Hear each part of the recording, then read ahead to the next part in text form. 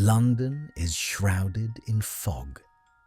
Where others see chaos, he finds the truth. The legendary detective Sherlock Holmes is back. Welcome to the channel.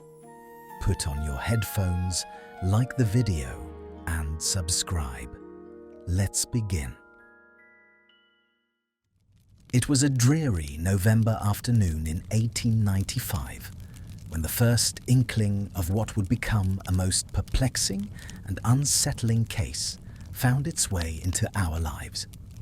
The fog rolled through the streets of London like a slow-moving tide, covering everything in a damp, grey shroud, making even the most familiar streets appear strange and foreboding.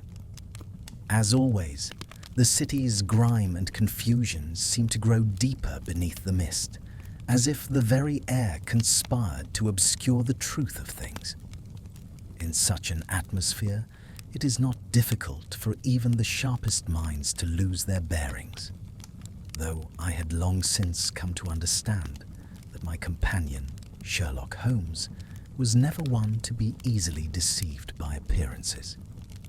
I had been in the midst of a quiet afternoon at Baker Street, reading through some old medical journals, when I received a rather unusual visit.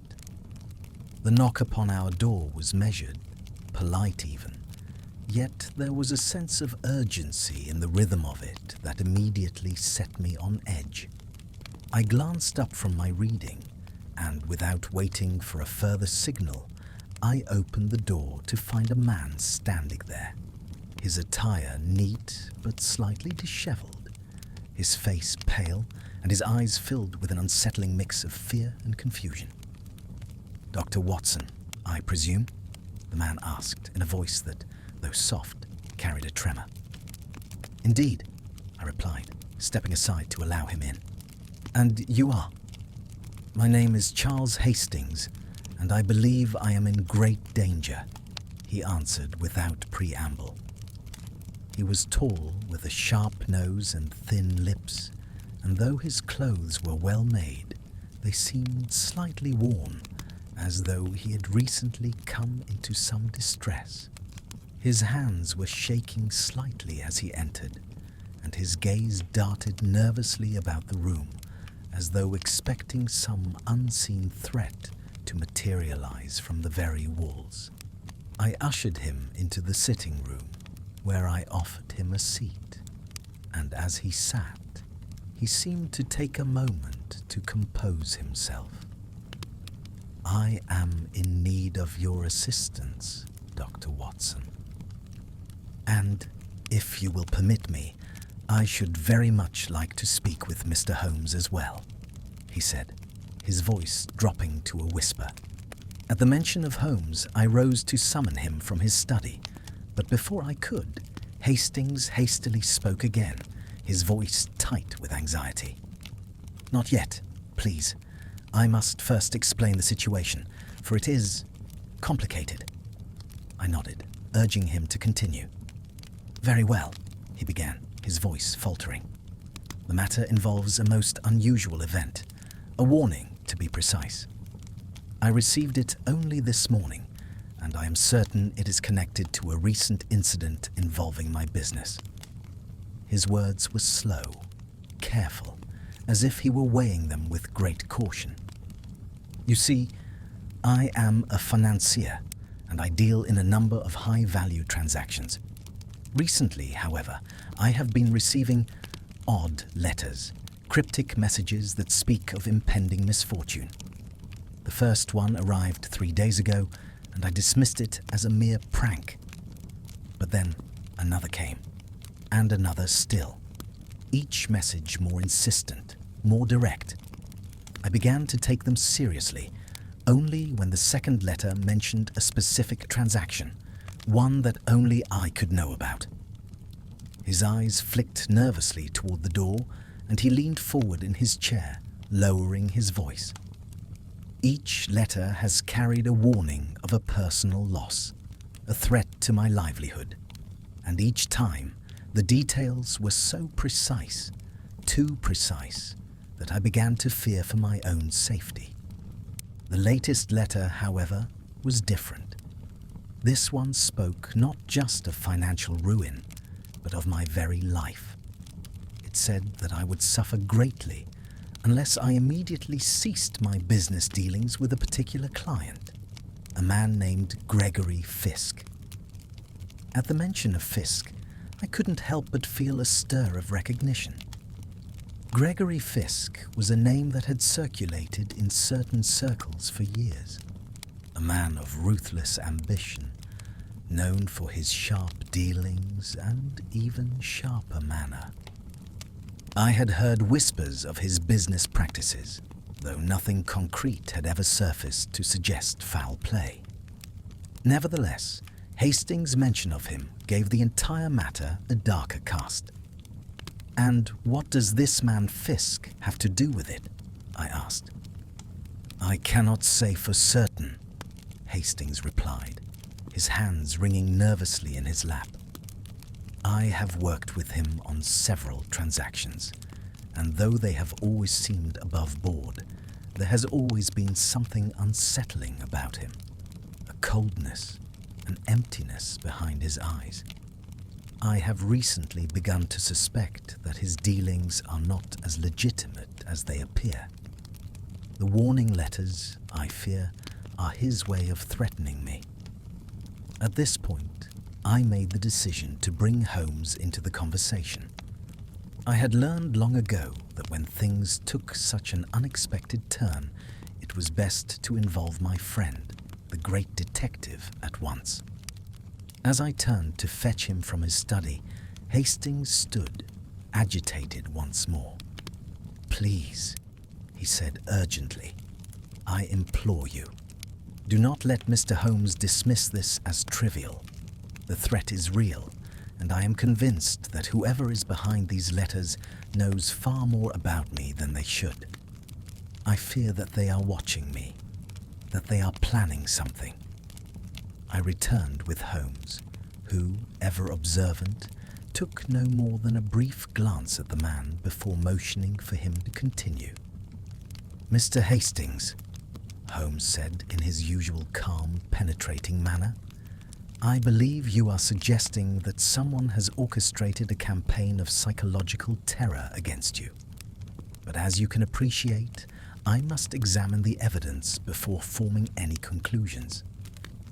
Hastings nodded, his face pale, his eyes wide with apprehension.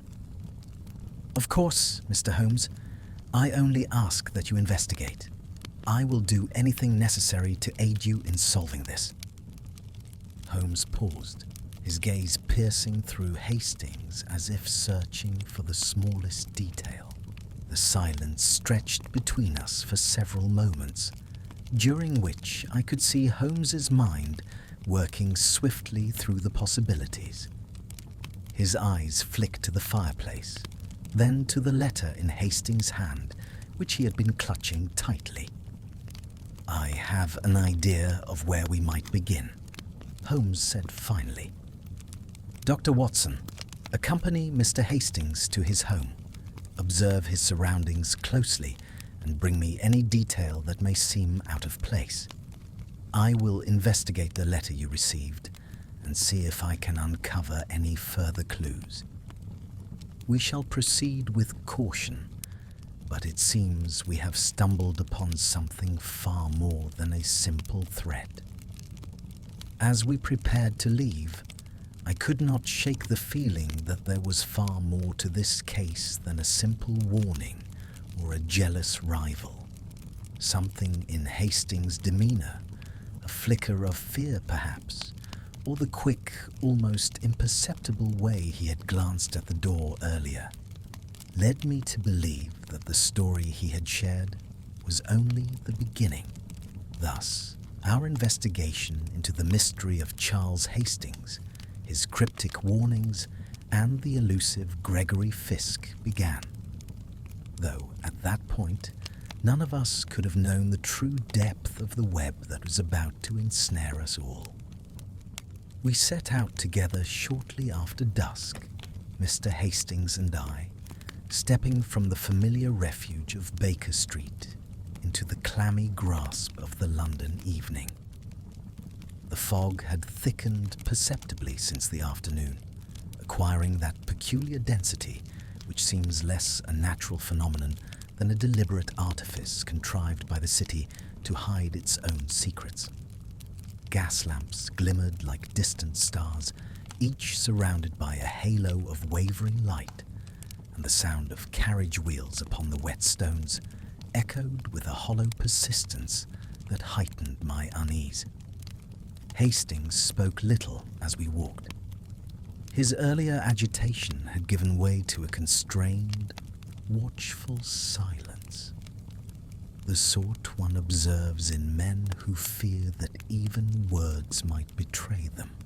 I took the opportunity to study him more closely, mindful of Holmes's injunction to observe everything. His coat, though of good cloth, bore signs of recent careless handling. A button hanging loose, mud upon the hem inconsistent with a mere walk from a carriage. His gloves were new, yet poorly broken in, and he removed them repeatedly, as if unaccustomed to wearing them. These were small matters, easily overlooked, yet they lodged themselves in my mind.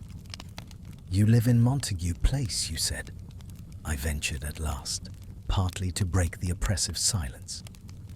"Yes," he replied after a moment. "Number 34. I have been there for nearly 6 years. It is close enough to my offices to be convenient, yet sufficiently removed from the commercial districts to afford a measure of quiet. Have you noticed anyone observing you? Following you, perhaps?" I asked. He hesitated before answering, and in that hesitation I detected something more than mere uncertainty. "I cannot say with confidence," he replied slowly. "There have been moments, glimpses really, of faces that seemed too often present.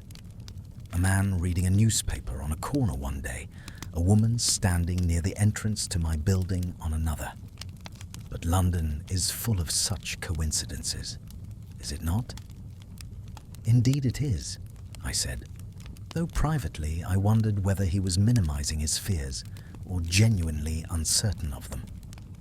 Montague Place proved to be a quiet, respectable street, lined with tall, narrow houses of uniform brick, their facades sober and unadorned. Hastings produced a key and admitted us into the building, which smelled faintly of coal dust and furniture polish. The hall was dimly lit, and our footsteps echoed as we ascended the stairs to the second floor. His rooms were comfortably furnished, though without any particular warmth. There were heavy curtains at the windows, drawn tight despite the early hour, and a fire smouldered in the grate. A large desk occupied one corner of the sitting room, its surface crowded with papers arranged in careful stacks. I noted at once that despite this apparent orderliness, several sheets lay askew, as if recently disturbed. "You have had visitors today?" I asked casually. "No," Hastings said quickly. "No one at all." His answer was too swift, too emphatic, and it prompted me to look more closely. I moved toward the desk under the pretense of examining a small bronze paperweight, but my attention was drawn instead to a single envelope lying partially beneath a ledger. It was unsealed. "This letter," I said, indicating it with a nod. "Is it one of the warnings you mentioned?" Hastings's face tightened. "Yes, the most recent one." "May I see it?" He hesitated again, then nodded. "If you think it will help." The letter was brief, written in a neat, precise hand that betrayed no obvious idiosyncrasies. The paper was of good quality, unmarked by any watermark or crest. "You have been advised. Persist, and the consequences will be yours alone to bear. Cease your dealings with GF, or prepare for irreparable loss. There was no signature. It says nothing of violence, I observed. Not directly, Hastings replied. But what else could irreparable loss mean? My fortune is substantial, yes, but a man can recover from financial ruin. One cannot recover from death. That is an assumption, I said gently. He turned away, moving to the window and peering through a narrow gap in the curtains. You have not read the earlier letters, he said. They were more personal. Yet you no longer have them, I asked, recalling his earlier remark. He shook his head. I destroyed them. A foolish impulse, perhaps, but at the time I thought it best not to keep such things. I made a mental note of this. Holmes would not be pleased to hear that potentially vital evidence had been burned. Yet the act itself was revealing. It suggested either panic or calculation, and I could not yet decide which. As we continued our examination of the rooms, I noticed further peculiarities. A small safe stood open in the bedroom, empty save for a few documents of negligible interest. The lock showed no signs of tampering. In the kitchen, a cupboard door hung ajar, its contents disturbed. Hastings insisted that nothing had been taken. Then why mention it? I asked. Because it was not like that this morning, he replied, irritation creeping into his voice. Someone has been here. Or you are mistaken. I am not mistaken, he said firmly. I am a man of habits, Dr. Watson. I notice when things are out of place.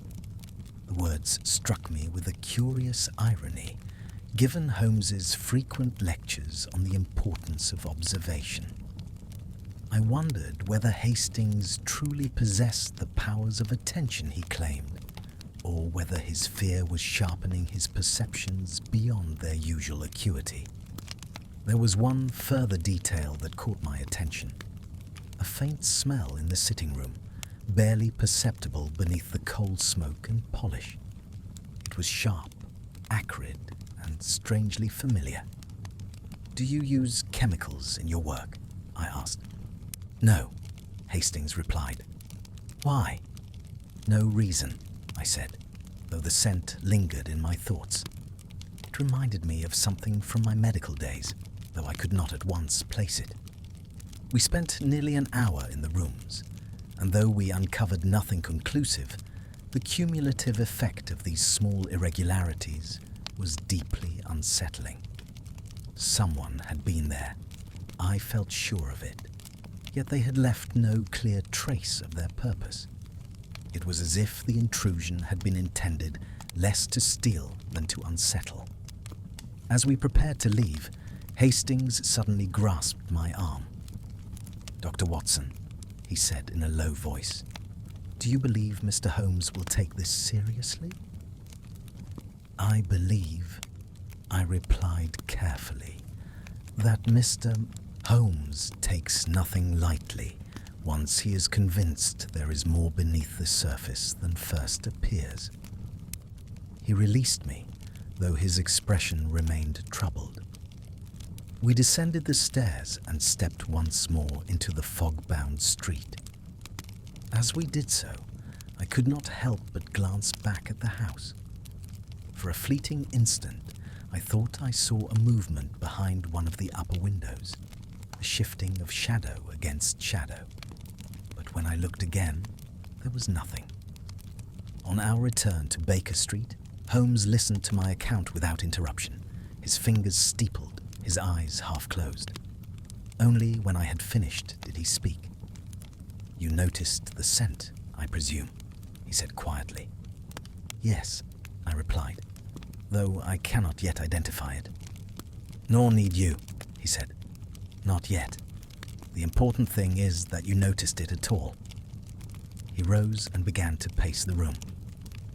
We are dealing, he continued, with an intelligence that values suggestion over action, fear over force. That is already clear. But whether Mr. Hastings is the victim of this design or merely a piece upon the board remains to be seen. And Gregory Fisk? I asked.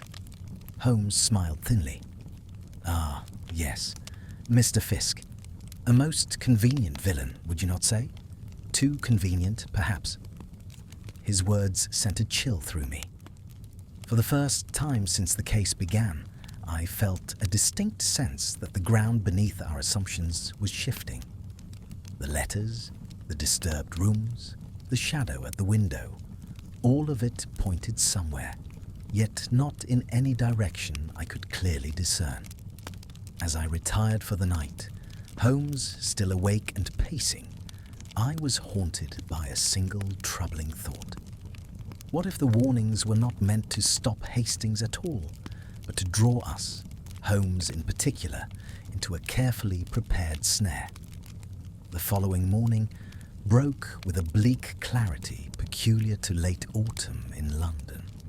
The fog of the previous night had lifted, but in its place there lingered a raw chill that penetrated even the thick walls of Baker Street. Holmes was already awake when I descended, seated at the table with a modest breakfast untouched before him, his attention fixed instead upon a small collection of papers spread with mathematical precision at his elbow.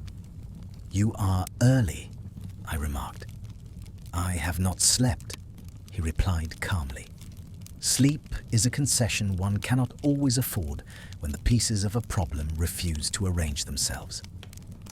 He gestured for me to sit, and without preamble asked me to repeat, once more and in exact order, every detail of my visit to Montague Place. I complied, though I could not help but feel faintly ridiculous enumerating such trifles as the position of a cupboard door or the quality of a scent whose nature I could not even identify. Holmes, however, listened with the utmost gravity, interrupting only once to ask me precisely how long Hastings had hesitated before answering my questions. When I had finished, he rose abruptly and reached for his coat. "We shall pay a call upon Mr. Gregory Fisk," he said. I confess I was surprised by the immediacy of this decision. "So soon?" I asked. "You believe him to be involved, then?" "I believe nothing," Holmes replied. "I merely observe that Mr. Fisk has been placed at the center of the narrative with a boldness that invites scrutiny. When a story points too clearly in one direction, it is often because it wishes not to be followed. Gregory Fisk resided in a handsome house near Russell Square, an address befitting a man of his reputed means. The street was broad and well kept, its trees shedding the last of their leaves upon the pavement. We were admitted by a discreet servant and shown into a drawing room furnished in a style at once tasteful and impersonal. Fisk himself entered moments later, a tall man with iron-grey hair and a posture that suggested discipline bordering on rigidity. His expression was courteous but reserved, and his eyes, pale, assessing, rested upon Holmes with a frank curiosity. "Mr. Holmes," he said, inclining his head, "your reputation precedes you. To what do I owe the honor of this visit?" Holmes returned the greeting with equal civility. "We are making inquiries regarding a mutual acquaintance, Mr. Charles Hastings." Fisk's expression did not change, though I detected the slightest narrowing of his eyes. Indeed, I had not thought myself so intimately connected with Mr. Hastings as to warrant the involvement of the world's most celebrated detective. "Appearances can be deceptive," Holmes replied lightly. "May I ask when you last saw Mr. Hastings?" 3 days ago, Fisk answered without hesitation. "We concluded a minor transaction, entirely routine." "Yet you are aware," Holmes continued, "that Mr. Hastings has been urged, threatened, even, to cease his dealings with you. Fisk smiled faintly. Threatened? By whom? That, said Holmes, is precisely what we hope to discover. There was a pause, during which Fisk regarded Holmes with an expression that struck me as faintly amused. You must forgive my frankness, he said at last, but this seems a strange way to conduct an inquiry. If I were behind such threats, do you imagine I would confess to it? Holmes's eyes gleamed. Confessions are overrated, Mr. Fisk. I am far more interested in habits. Habits? Fisk echoed. Yes. For instance, your daily routine. You rise at the same hour each morning, I believe. You take your exercise indoors rather than in the parks. You receive visitors rarely and conduct most of your business through intermediaries. Fisk raised an eyebrow. You are well informed. One cannot help but observe, Holmes replied. And I observe too that you pride yourself on precision. Your speech, your dress, even the arrangement of this room suggest a man who values control above all else. If that is meant as an accusation, Mr. Holmes, it is a poor one, Fisk said coolly. Control is a virtue in business. Indeed, Holmes agreed. And yet, the desire for control can sometimes extend beyond its proper sphere. Fisk studied him for a moment, then laughed softly. You speak in riddles. If you have a specific question, I suggest you ask it plainly. Holmes inclined his head. Very well.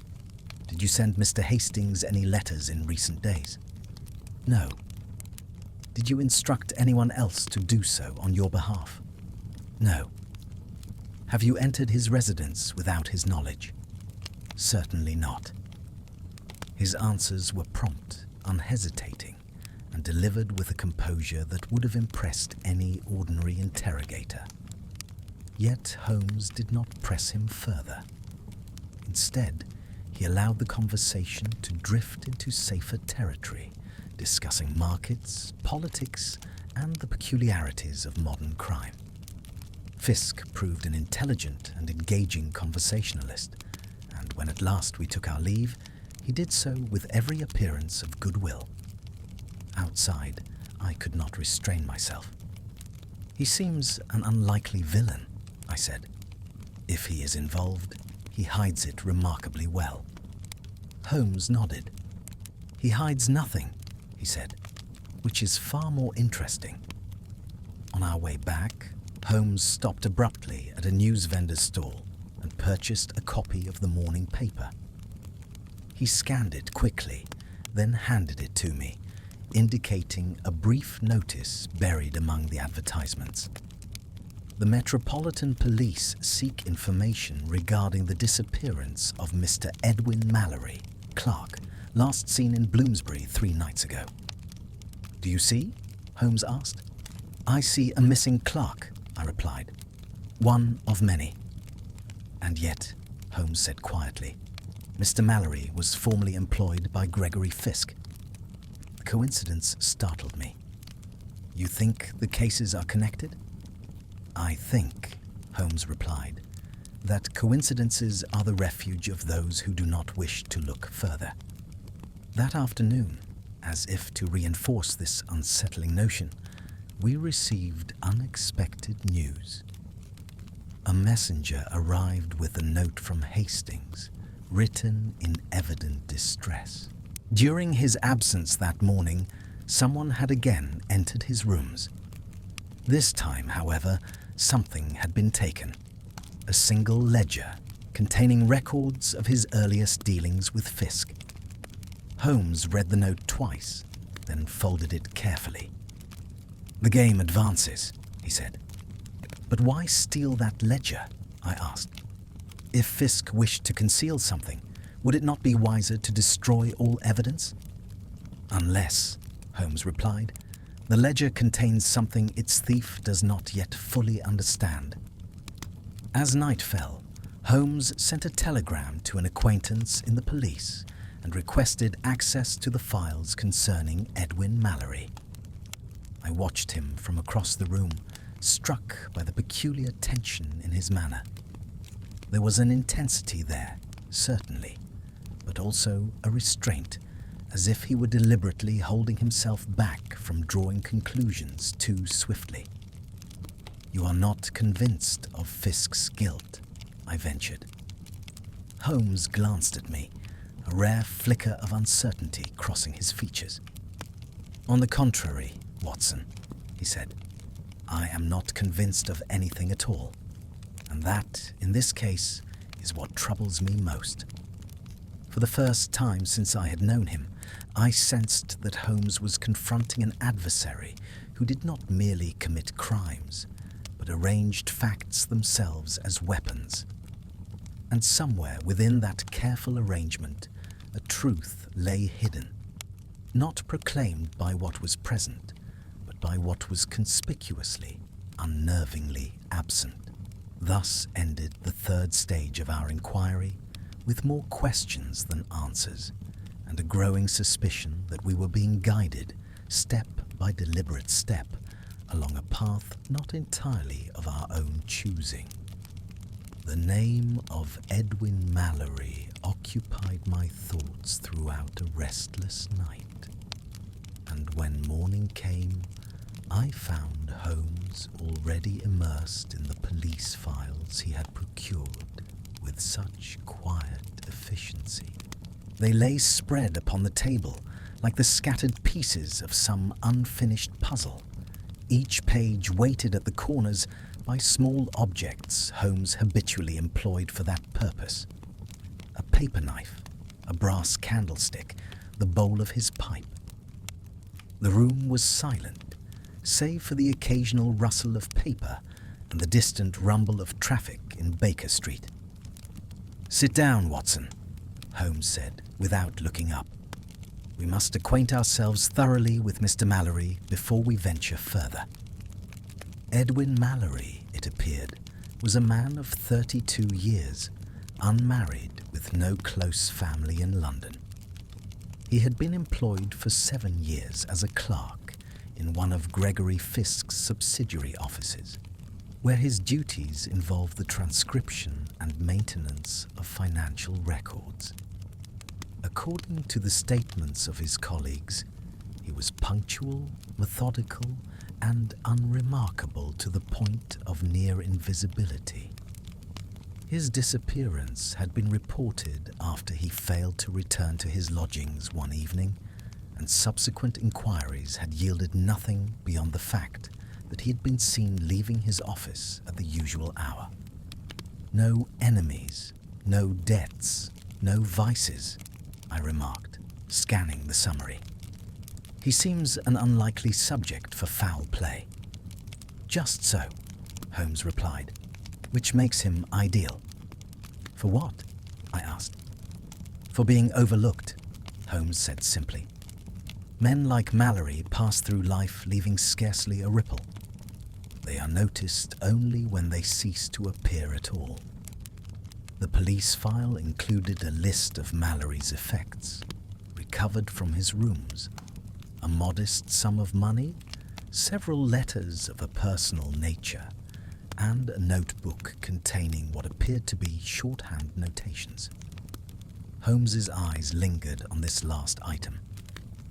"Has this been deciphered?" he asked. "Partially," I replied, referring to the accompanying report. "The inspector notes that some entries resemble business memoranda, but others are ambiguous."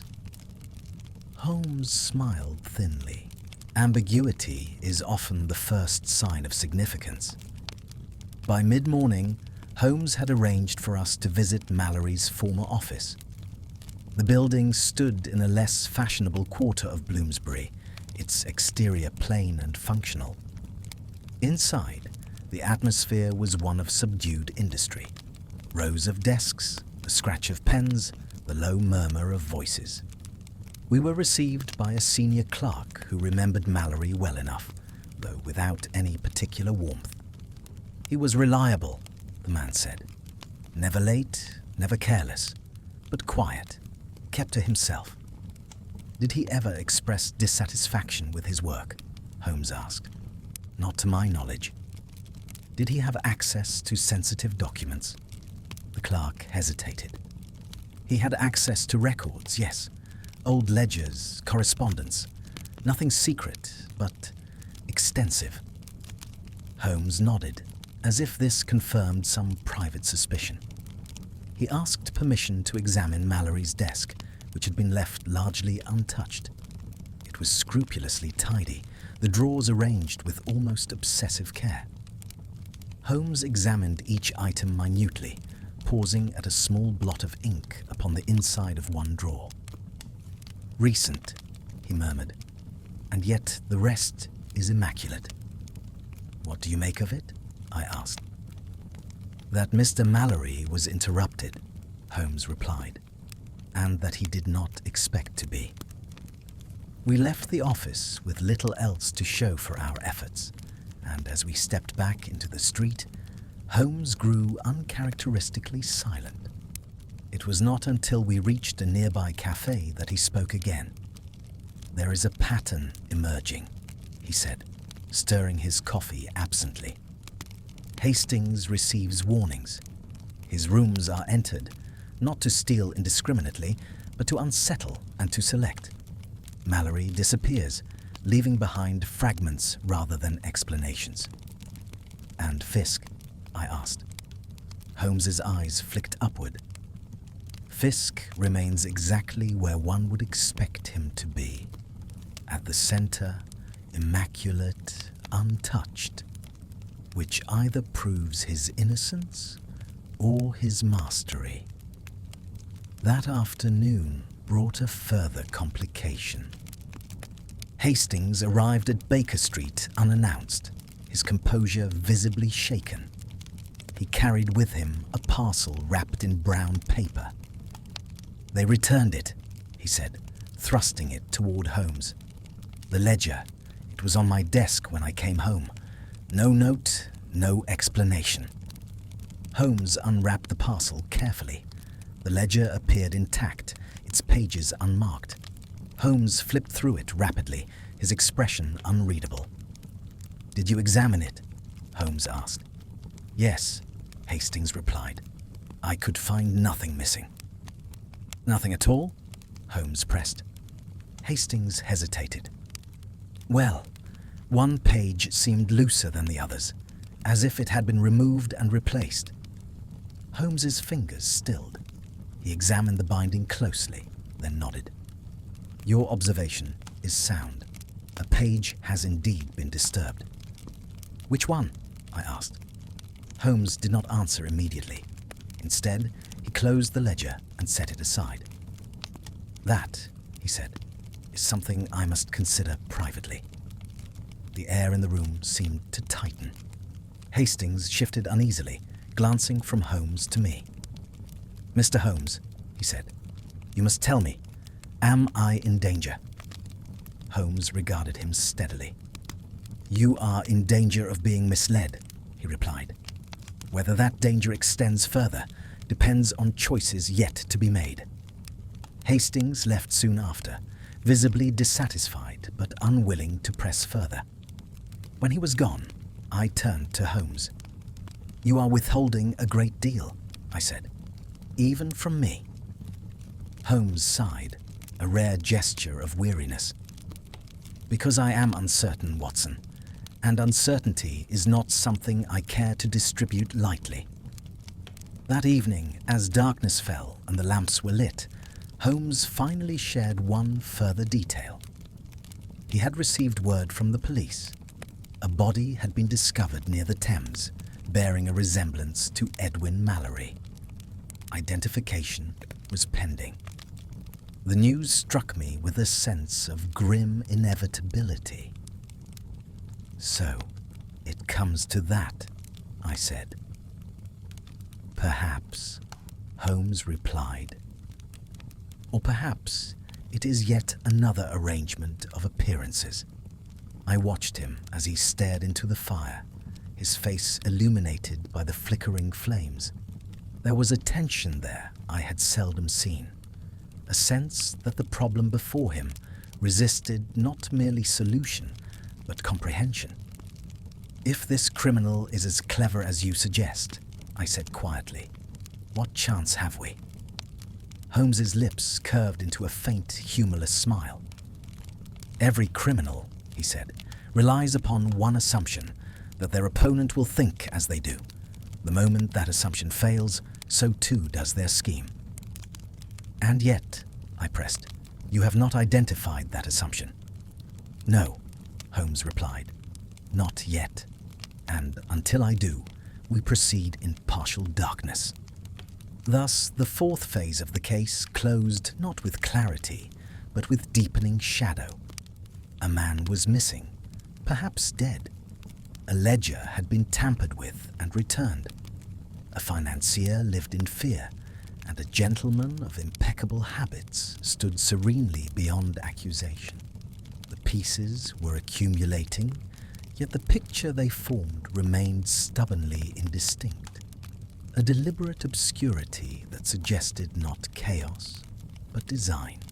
The confirmation arrived the following morning, delivered not by telegram, but by a somber visit from Inspector Lestrade himself.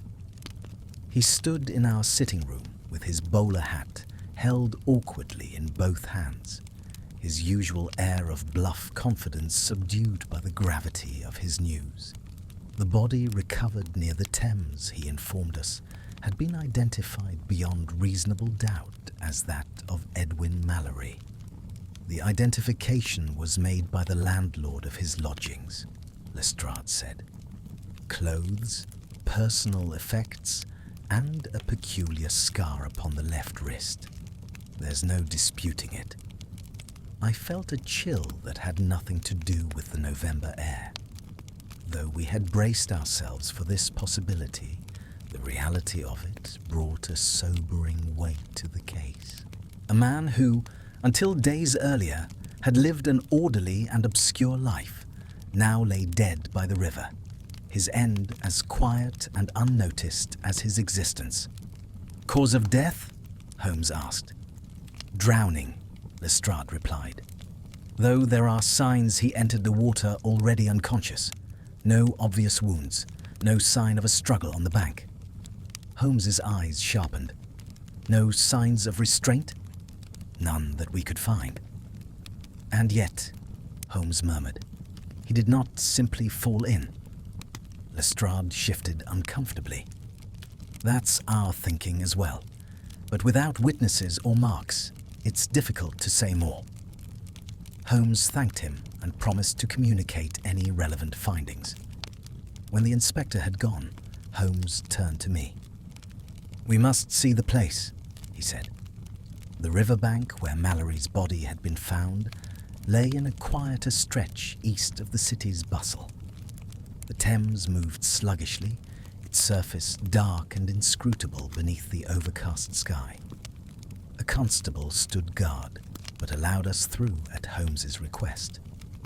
Holmes examined the ground with meticulous care, crouching, pacing, pausing to scrutinize the smallest irregularity. "There," he said at last, pointing with his cane to a faint depression near the water's edge. "Do you see it?" I bent closer. "A footprint?" "Part of one," Holmes replied, "and not Mallory's." The mark was indistinct, softened by damp earth, yet its outline suggested a shoe broader and heavier than Mallory's modest footwear. "Someone stood here," I said, "long enough to leave an impression." "Yes," Holmes agreed, and stood still. He moved a few yards along the bank, then stopped again. "And here, another, the same shoe." "What does it tell us?" I asked. "That Mallory did not come here alone," Holmes said, "and that whoever accompanied him was in no hurry." We returned to Baker Street with the image of the river lingering in my mind, its dark waters concealing more than they revealed. Holmes was unusually silent. His thoughts evidently turned inward. It was not until late afternoon that he spoke again, and then on a matter that at first seemed tangential. "Watson," he said, "what do you make of Charles Hastings?" I considered before answering. A frightened man, perhaps genuinely threatened, yet there are moments when his fear seems selective. Holmes nodded. Just so.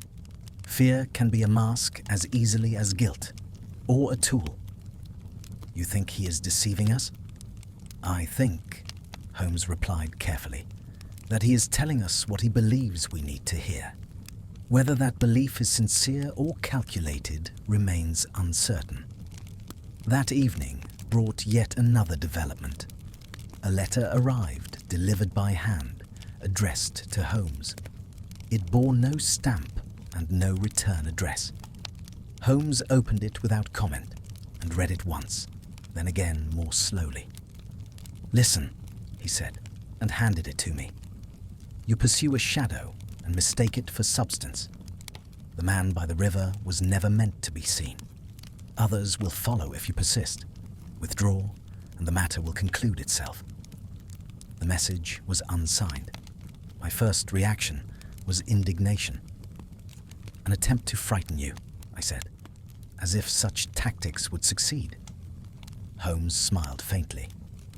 "On the contrary, it is an attempt to instruct me." "Instruct you?" I echoed.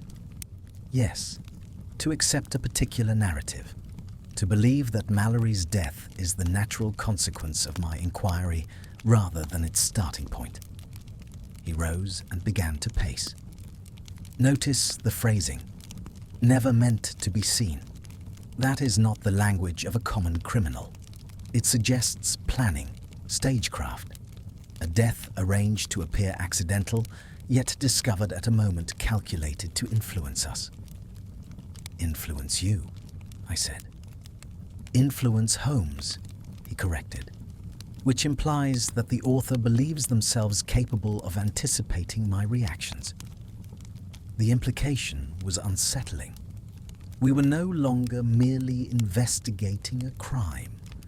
We were participating in a contest of minds, one in which our opponent took an active interest in Holmes himself. The following day, Holmes directed our attention once more to the ledger returned to Hastings. He had spent hours examining it in private and now invited me to share his findings.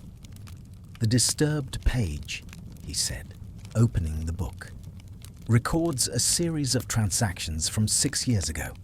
Minor investments, modest sums. Yet one entry is anomalous." He pointed to a line item involving a shell company, now defunct. "This firm existed for less than a year. Its records were absorbed, its name forgotten. Except here." "And why is it significant?" I asked. "Because Edwin Mallory was responsible for maintaining these records," Holmes replied. "And because this company's dissolution coincides precisely with Mallory's promotion to a position of greater trust." "You think he discovered something?" "I think he noticed something," Holmes said. "And noticing, as we know, can be dangerous." As if summoned by the very thought, Hastings arrived later that afternoon, pale and visibly shaken. He had received another letter. "This one was inside my safe," he said, "which means they have the combination." Holmes read the letter in silence. "Your ledger has spoken. So will you, if pressed. Consider carefully where your loyalties lie." "That," Holmes said quietly, "is no longer a warning. It is a reminder." "A reminder of what?" Hastings demanded. "Of participation," Holmes replied. Hastings recoiled. "You think I am involved in this?" "I think," Holmes said evenly, "that you are closer to its origin than you have admitted." The accusation hung in the air, heavy and unresolved. Hastings left in anger, his earlier fear replaced by something harder and more defensive. When he was gone, I turned to Holmes. "You have driven him away." "No," Holmes said. "I have forced him to choose." "Between what?" "Between continuing to play his assigned role," Holmes replied, "and revealing the one he truly occupies." Night fell once more over London, and with it came a sense of tightening inevitability. A man was dead. Another was frightened into silence. A third, cool, immaculate, and distant, remained untouched by suspicion. And somewhere within this carefully arranged sequence of events, a criminal intelligence moved with quiet confidence, shaping perceptions, anticipating reactions, and daring Sherlock Holmes to see not what was presented, but what was deliberately concealed. As I prepared for bed, Holmes still awake and contemplative, a single thought troubled me deeply. This was no longer merely a question of who had committed a crime, but of who had designed the very framework within which that crime was understood. And if Holmes failed to perceive that design in time, the river might not claim its last victim. The events of the preceding days weighed heavily upon me, and I confess that even the familiar surroundings of Baker Street offered little comfort. Holmes, for his part, appeared more composed than I felt, yet there was a subtle change in his manner, a tautness beneath the surface calm, that told me the case had entered a phase of uncommon difficulty. He spoke less, but when he did, his words were chosen with unusual care, as though each carried consequences he was unwilling yet to fully disclose. It was late morning when Holmes announced his intention to revisit Montague Place. "Again?" I asked. "We found little enough there before." "Exactly," he replied. "And little enough is rarely the truth." Hastings was not present when we arrived. His servant admitted us with evident reluctance, explaining that his master had gone out early and had not said when he would return. Holmes accepted this information with a nod and proceeded at once to the sitting room. The rooms appeared unchanged at first glance. The furniture stood where it had before, the curtains were drawn, the air carried the same faint odour of coal smoke and polish. Yet Holmes paused just inside the threshold, his eyes scanning the space with an intensity that made me instinctively hold my breath. "Someone has been here," he said quietly. "So soon after the last intrusion?" I asked. "Perhaps not soon," Holmes replied, "but certainly since our last visit." He moved toward the desk, examining its surface inch by inch. "Observe the dust," he said, "or rather, the absence of it." I leaned closer and saw what he meant. The desk's surface bore the faintest film of dust, disturbed in several places by careful wiping. "They have cleaned," I said. "Yes," Holmes replied, "but not thoroughly. They have removed what they wished us not to see." "What was that?" Holmes smiled thinly. "That is the question, is it not?" He turned his attention to the bookshelf, running his fingers along the spines. He paused at one volume, a treatise on commercial law, and pulled it free. Behind it, concealed from casual view, was a narrow compartment built into the wall. It was empty. "A hiding place," I said. "A temporary one," Holmes corrected. "Recently emptied." He examined the interior closely, then straightened. "Papers," he said. "Thin. Removed in haste, but not panic." "What sort of papers?" "Correspondence, perhaps, or copies of documents Hastings was not meant to retain." "You believe he was hiding evidence?" "I believe," Holmes replied, "that he was hedging his position." We had scarcely finished our examination when Hastings returned. He froze upon seeing us, his expression a mixture of surprise and irritation. "You did not inform me you would return," he said stiffly. "We rarely do," Holmes replied. "It preserves candor." Hastings's eyes flicked to the bookshelf, then back to Holmes. "Have you found something?"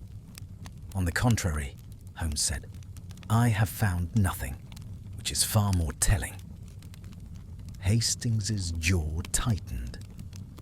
"You accuse me of concealment. I accuse you of caution," Holmes replied. A natural response in a man who fears betrayal. "By whom?" Hastings demanded. Holmes stepped closer. "By Gregory Fisk." The name hung between them like a challenge. Hastings's composure wavered for the first time. "You know nothing of my dealings with Fisk," he said sharply. "I know," Holmes replied, "that 6 years ago you entered into a partnership arrangement that benefited you disproportionately. I know that Edwin Mallory noticed this. I know that a shell company was used to obscure certain transfers. And I know that someone has since taken great pains to ensure that the full details of those arrangements remain buried."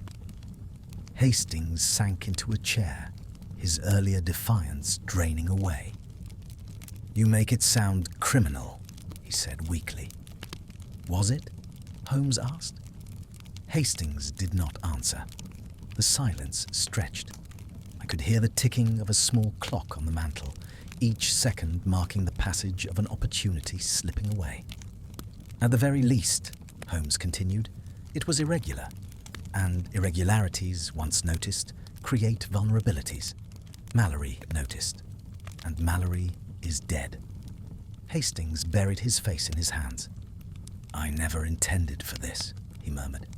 I thought Fisk merely wished to protect his interests." "And yours," Holmes added. "Yes," Hastings admitted. "Mine as well."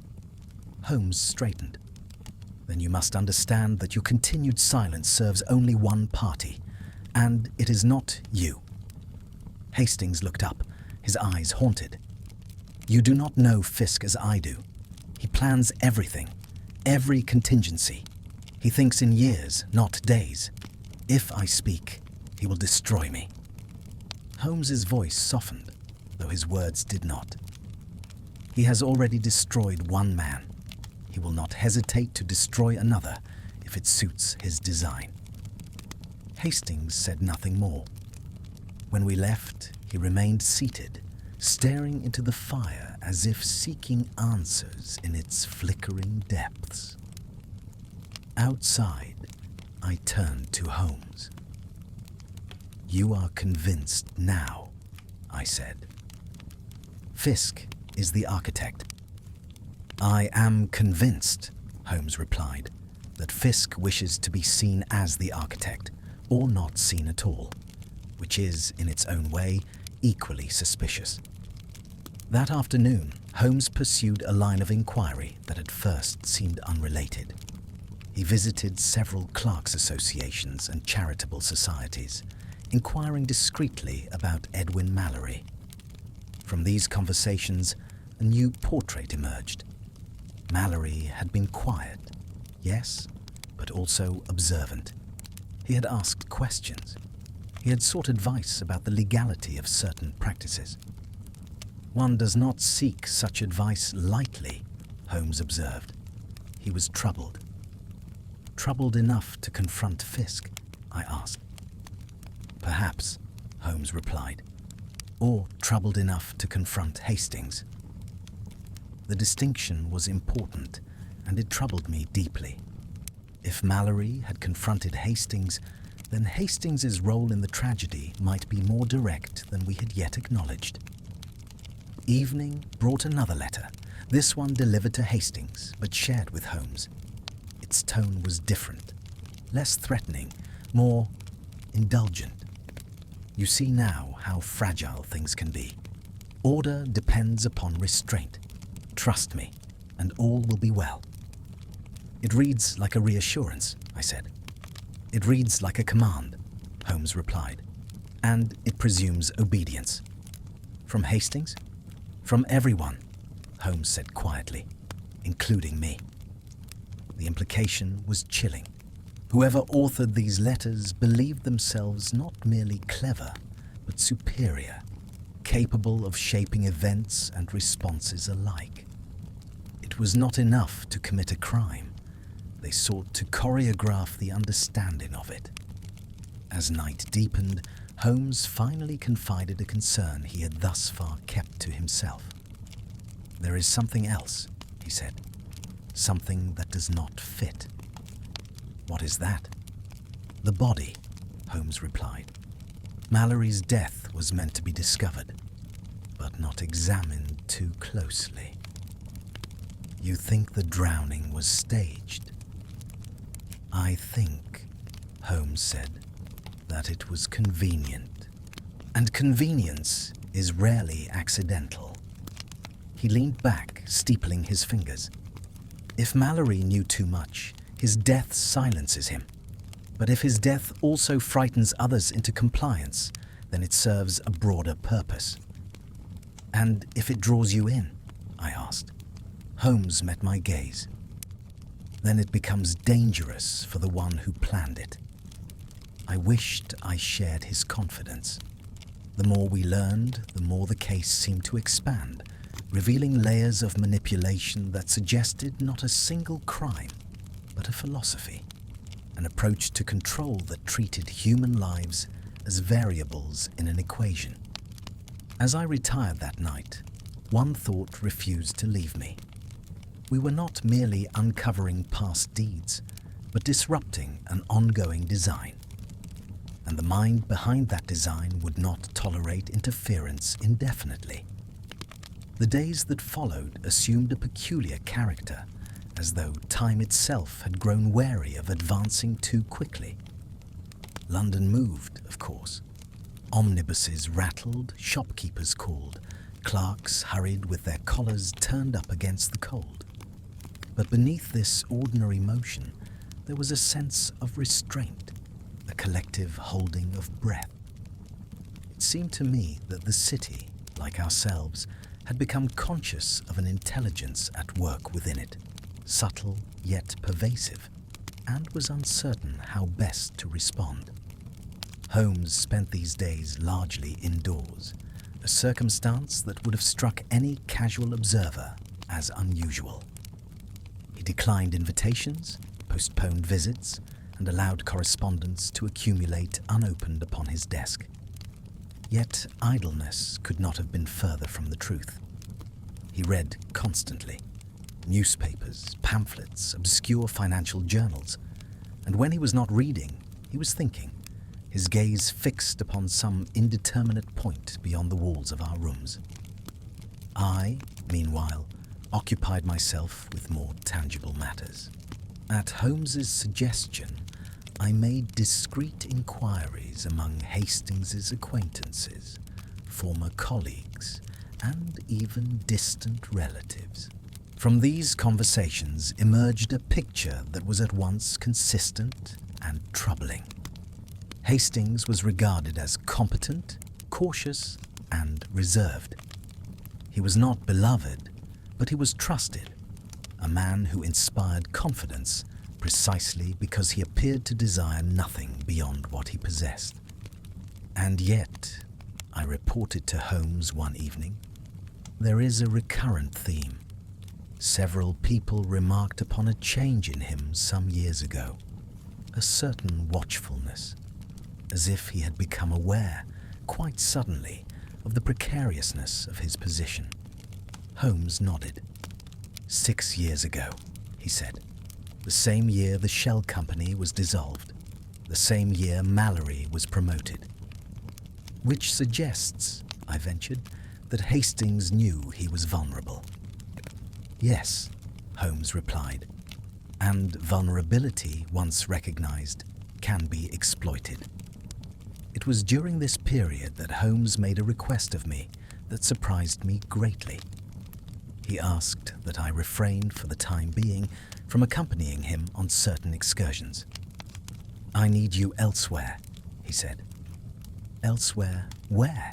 I asked. "Where I cannot go," Holmes replied. "Or rather, where my presence would alter the behavior of those I wish to observe." He instructed me to attend, in his stead, a meeting of a professional association frequented by clerks and minor accountants, a modest gathering, but one that Mallory had been known to attend. I went with little expectation of uncovering anything of value, yet the evening proved more fruitful than I had anticipated. Among the attendees was a young man named Thomas Reed, who, upon learning of my interest in Mallory, grew visibly uneasy. After some gentle encouragement, he confided that Mallory had spoken to him shortly before his disappearance. He was frightened, Reed said. Not of Fisk, as one might expect, but of being ignored. "Ignored?" I repeated. "Yes. He said he had found something important, but that no one would listen. He feared that if he pressed the matter, he would be dismissed as a troublemaker." "Did he say what he had found?" I asked. Reed shook his head. "Only that it concerned records no one looked at anymore, old transactions. He said the danger lay not in what was written, but in what had been omitted." I returned to Baker Street with this information, my mind alive with its implications. Holmes listened intently, his eyes alight with a restrained excitement. "You see," he said, "we have been searching for a motive expressed through action, but the true motive may lie in inaction, in what was deliberately left undone." "Meaning?" I asked. "Meaning," Holmes replied, "that the crime may not concern money taken, but responsibility avoided, liability displaced, blame reassigned." He rose and began to pace. "Consider this: a complex arrangement of accounts designed not to enrich directly, but to obscure the origin of risk. When such an arrangement collapses, someone must bear the consequences. Better, from the perspective of its architect, that this someone be obscure, expendable." "Mallory," I said. "Or Hastings," Holmes replied. "Or both." That same night, another letter arrived. This one was addressed not to Holmes, but to me. I confess that my hands trembled slightly as I opened it. "Dr. Watson, your loyalty does you credit, but loyalty is not immunity. You observe much, yet you remain blind to the most important fact. This matter has already been resolved. Those who resist resolution invite disorder. I would regret seeing you harmed by such obstinacy." There was no signature. The tone was unmistakable, cool, assured, faintly reproachful. I handed the letter to Holmes, who read it with an expression of intense concentration. "They are adjusting," he said. "Adjusting to what?" I asked. "To resistance," Holmes replied. "They expected compliance. They expected fear to suffice. It has not. And now," Holmes said, "they test the boundaries." I could not suppress a shiver. "Do you believe they would act upon this threat?" Holmes regarded me steadily. "I believe they wish me to believe they would." The distinction, though subtle, offered little comfort. The following day brought news that further complicated matters. Gregory Fisk had announced his intention to leave London for an extended stay abroad.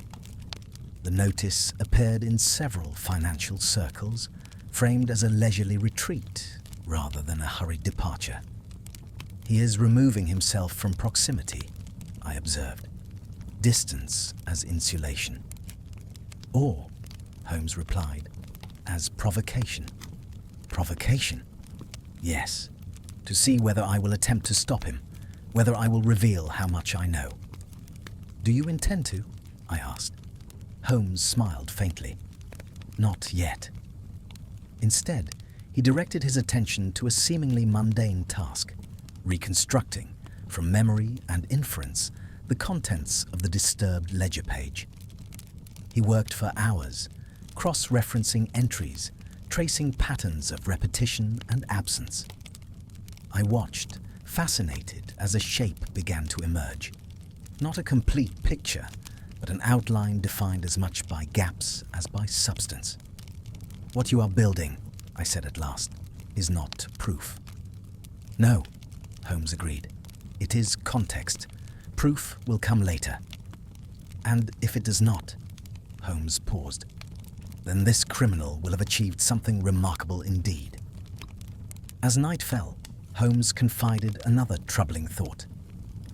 There is a possibility, he said, that we are misidentifying the locus of control. You mean Fisk is not the mastermind? I asked. I mean, Holmes replied, that Fisk may be one mind among several, or a figurehead, or a participant who believes himself to be in command. And the true architect? Holmes shook his head. Still unseen, still silent, and therein lies the danger. The idea unsettled me deeply. We had been operating under the assumption that intelligence, once identified, could be confronted. But an intelligence that refused identification, that operated through omission, suggestion, and delegated action, was far more difficult to oppose. As I prepared to retire, another realization struck me with unwelcome force. Every letter, every warning, every carefully staged event had been designed not merely to conceal a crime, but to shape interpretation, to guide understanding along preordained lines. And if that was so, then even our current suspicions might themselves be part of the design. I shared this thought with Holmes. He listened in silence, then nodded slowly. Yes, he said. That is the risk we must now accept. Accept? I echoed. Yes, Holmes replied, because the only way to defeat such an opponent is to step deliberately and knowingly into the space they believe they control. And if they anticipate that as well? I asked. Holmes's eyes gleamed. Then, he said quietly, we shall discover whether their understanding of me is as complete as they suppose. Thus ended the 7th phase of our inquiry, not with revelation, but with a sharpening of uncertainty. The enemy had spoken, yet remained unseen. The pattern was emerging, yet its center eluded us. And for the first time since I had known him, Sherlock Holmes prepared not merely to solve a mystery, but to challenge a mind that had been studying him with equal care. Gregory Fisk's impending departure from London introduced a new and disquieting urgency into the case-hiding case, though outwardly Holmes appeared unmoved by it. The announcement, circulated with studied casualness among financial circles, was framed as a gentleman's decision to seek rest after years of industrious exertion. Yet, to my mind, and clearly to Holmes's, it bore all the marks of a strategic withdrawal, timed neither too early nor too late, but precisely when the ground beneath him had begun to stir. Holmes read the notice twice, then folded the paper with deliberate care. He wishes us to notice, Holmes said.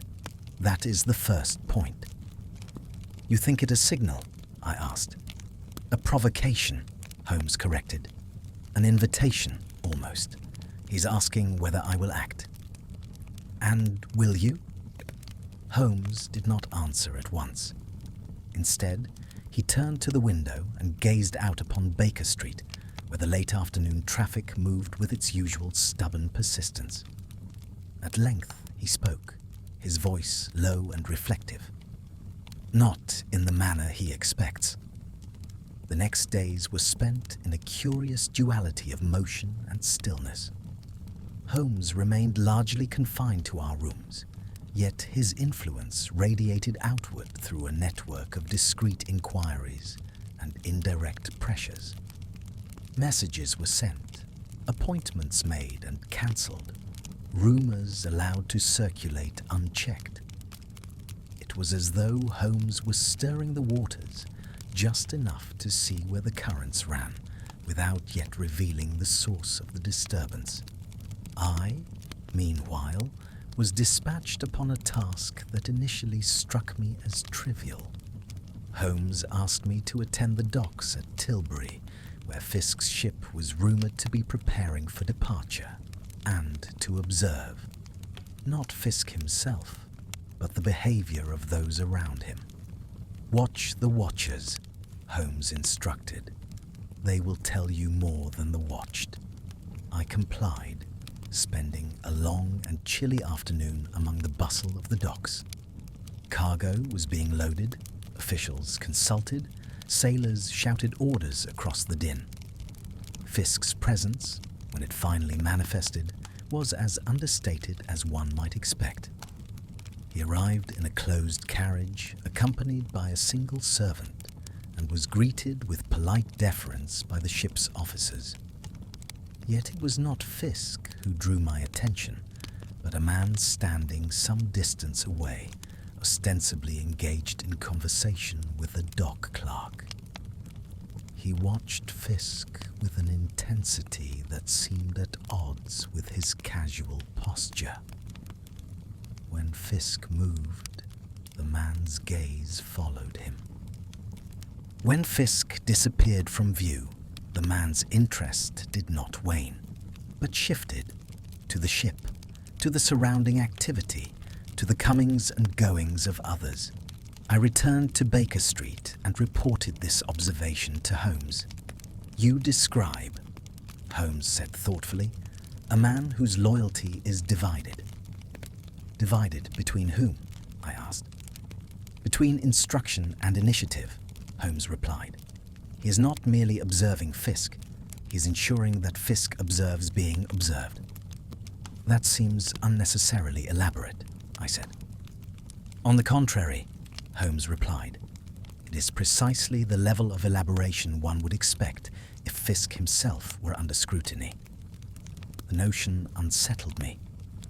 "You believe someone is watching Fisk as closely as we are?"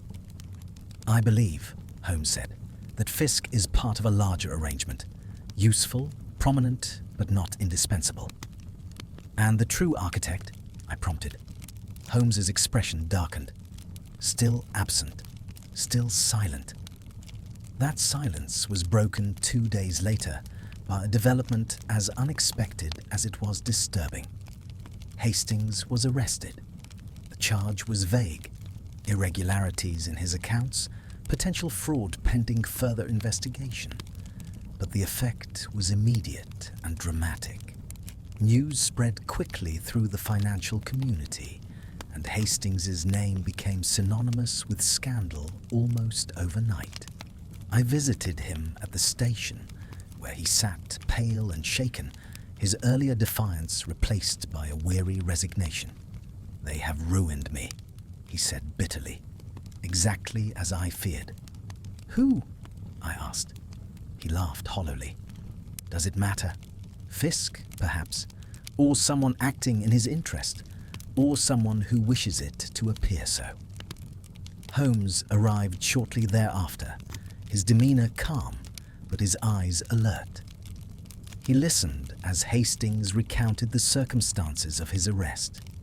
Anonymous allegations, documents produced at just the right moment, witnesses whose testimony was technically accurate, yet profoundly misleading.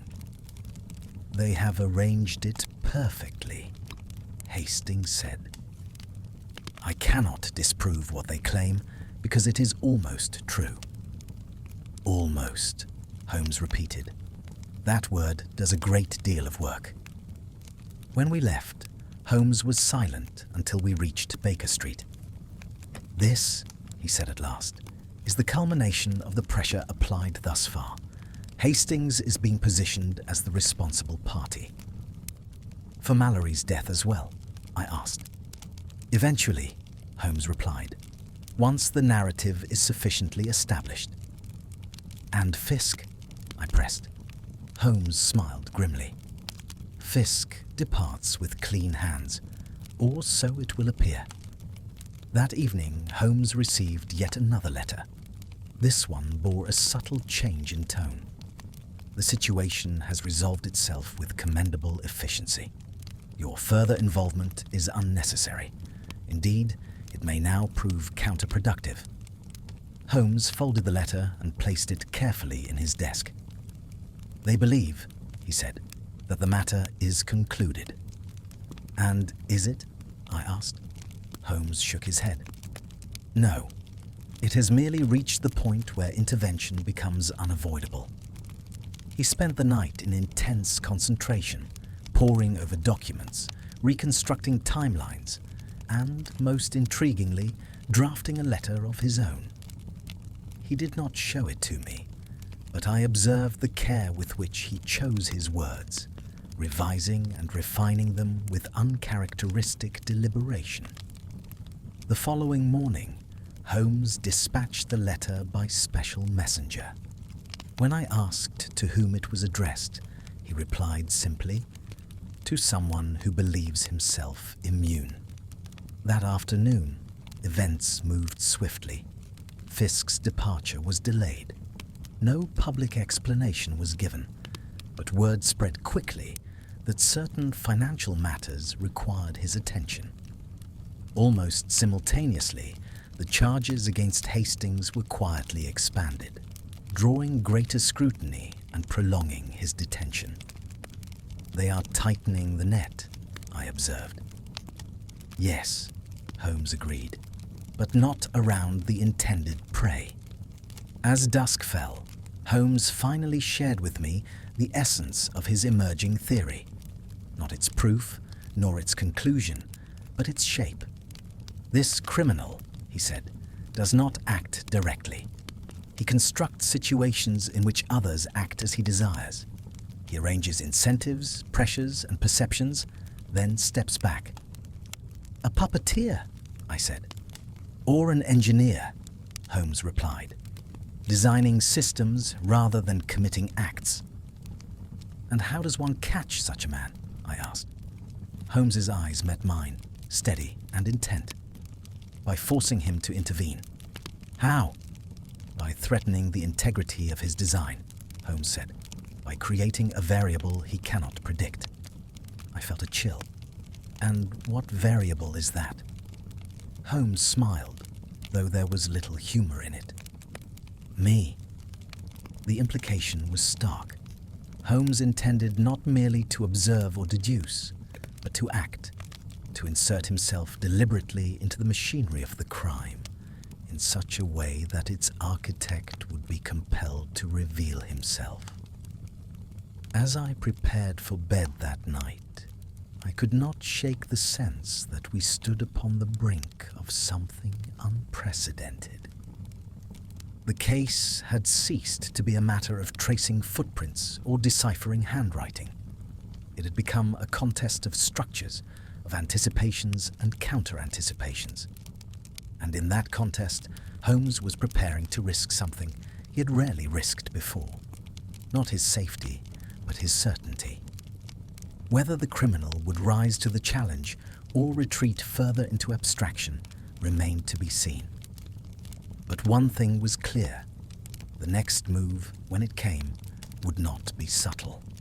Holmes's resolve, once formed, expressed itself not through haste, but through a peculiar stillness, as though he had placed himself deliberately at the center of the board and now waited for the opposing hand to reveal its next move. I had long known his capacity for patience, yet this was patience of a different order, tense, deliberate, and charged with intent. He was no longer merely reacting to events. He was inviting reaction. The first outward sign of this change was a calculated indiscretion.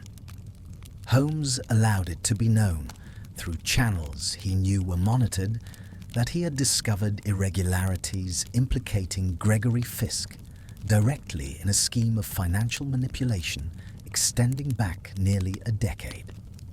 The information was incomplete, suggestive rather than conclusive, and, most importantly, wrong in certain crucial particulars.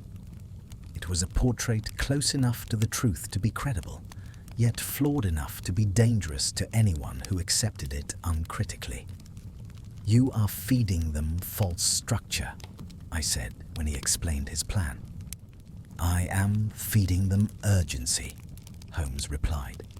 "If they believe I have misunderstood the nature of their design, they will attempt to correct that misunderstanding." "And if they do not?" I asked.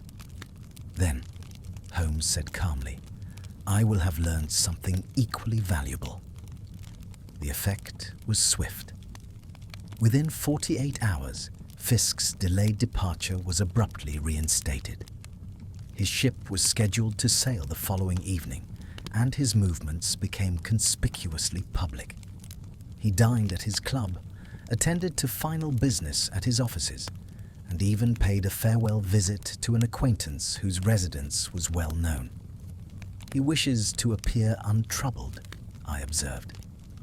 "He wishes to appear visible," Holmes corrected. "Visibility is his alibi." That same day, Holmes received an unexpected visitor. The man was introduced as Mr. Arthur Bellamy, a solicitor of modest reputation who claimed to represent interests concerned by Holmes's recent inquiries. He spoke with polite firmness, expressing the hope that Holmes might reconsider his involvement in what he described as a regrettable but concluded matter. Holmes listened attentively, his manner courteous but reserved. "You are mistaken," Holmes said at last. "The matter is neither regrettable nor concluded. It is merely misunderstood." Bellamy smiled thinly. "Misunderstandings can be costly." "Indeed," Holmes replied, "which is why clarity is so valuable." Bellamy took his leave soon after, and Holmes turned to me with a thoughtful expression. "An emissary," he said. "Not from Fisk, but from someone who fears Fisk's exposure." "Then Fisk is not the center," I said. "No," Holmes replied. "He is the shield." The metaphor lingered uneasily in my mind. A shield implied something worth protecting, and someone positioned behind it. That evening, Holmes proposed that we attend Fisk's final appearance before his departure, a gathering at his club, ostensibly to bid farewell to his associates. The club was a bastion of polished wood, subdued lighting, and carefully moderated conversation. Fisk moved through it with the easy confidence of a man accustomed to respect, greeting acquaintances with measured warmth. Holmes observed him from a distance, his gaze sharp and unblinking. "He is performing," Holmes murmured. "Not for us, but for those who watch us." As if to confirm this, Fisk approached us of his own accord. "Mr. Holmes," he said, smiling, "I hear you have been busy." "Only as busy as circumstances require," Holmes replied. "I trust," Fisk continued, "that any misunderstandings between us may be resolved in due course." Holmes inclined his head. "Misunderstandings have a way of resolving themselves when examined closely." Fisk's smile tightened, though only for an instant. "I regret that I shall not be here to witness that examination." "And yet," Holmes said softly, "you linger." Fisk regarded him for a moment, then laughed lightly. "Habit, perhaps." "Or caution," Holmes replied. Their exchange was civil, even cordial, yet beneath it I sensed a strain, a tension born not of guilt, but of calculation. Fisk was measuring Holmes, weighing his confidence against the risks of departure. We left shortly thereafter, and Holmes said nothing until we were well clear of the club. "He will not go," Holmes said at last. "You are certain?" I asked. "He cannot," Holmes replied, "not while he believes I am mistaken." The night brought confirmation. Fisk did not board his ship. Instead, he remained in London, citing a sudden illness. The announcement was discreet, but its significance was unmistakable. "They have intervened," I said. "Yes," Holmes agreed. "And in doing so, they have revealed the limits of their confidence." The following morning, Holmes received a final letter before events overtook us entirely. "Your persistence has become inefficient. The structure you threaten does not depend upon any single element. Withdraw, and matters will proceed without further complication." Holmes read the letter, then placed it atop the others, aligning them carefully. "Notice," he said, "the shift. No more warnings, no more threats, only abstraction." "They speak as if the outcome is inevitable," I said. "And so it would be," Holmes replied, "if I accepted their premise." "What premise is that?" "That systems are immune to individuals," Holmes said, "a tempting belief for those who design them." He stood and reached for his coat. "Come, Watson. It is time to see whether that belief holds." We went first to see Hastings, still detained and visibly diminished by his ordeal. Holmes spoke to him at length, asking questions that at first seemed irrelevant, about minor transactions, forgotten correspondences, even casual conversations from years past. Gradually, a change came over Hastings. Details emerged, hesitant at first, then more freely, as Holmes guided him with careful precision. "They made it easy for me," Hastings said at last. "Too easy. When I hesitated, they reassured me. When I worried, they showed me how responsibility could be distributed." "Distributed to whom?" Holmes asked. "To no one in particular," Hastings replied bitterly. "To processes, to structures, to inevitabilities." Holmes nodded. "And when Mallory noticed?" "They told me he would be handled," Hastings said. "I did not ask how." The admission hung heavy in the air. Hastings wept then, not dramatically, but with the quiet despair of a man who realizes too late the cost of his compliance. When we left, Holmes was silent for a long while. "You have what you need," I said eventually. "I have confirmation," Holmes replied, "not proof." "And Fisk?" "Still a piece," Holmes said, "but no longer the most interesting one." As dusk approached, Holmes made his next move. He arranged quite openly for a meeting with Fisk, one that was allowed to become known in the circles that mattered. The invitation was polite, almost conciliatory, and framed as an opportunity to clarify misunderstandings. "They will not allow it," I said. "On the contrary," Holmes replied, "they will insist upon it." "Why?" "Because if I speak to Fisk alone," Holmes said, "they lose control of the narrative." The meeting was set for the following afternoon. That night, sleep eluded me. The case had reached a point where every action seemed weighted with consequence, every silence potentially significant. We were no longer merely uncovering events. We were altering trajectories. Somewhere, I was certain, the unseen architect watched and calculated, adjusting plans in response to Holmes's deliberate disruptions. What troubled me most was not the intelligence of this adversary, formidable though it was, but its philosophy. It treated lives as components, guilt as transferable, and truth as malleable. Against such a worldview, deduction alone might not suffice. As dawn broke, pale and uncertain, I found Holmes already awake, seated by the window. "They will come," he said without turning. "Not because they wish to, but because they must." "And if they do not?" I asked. Holmes smiled faintly.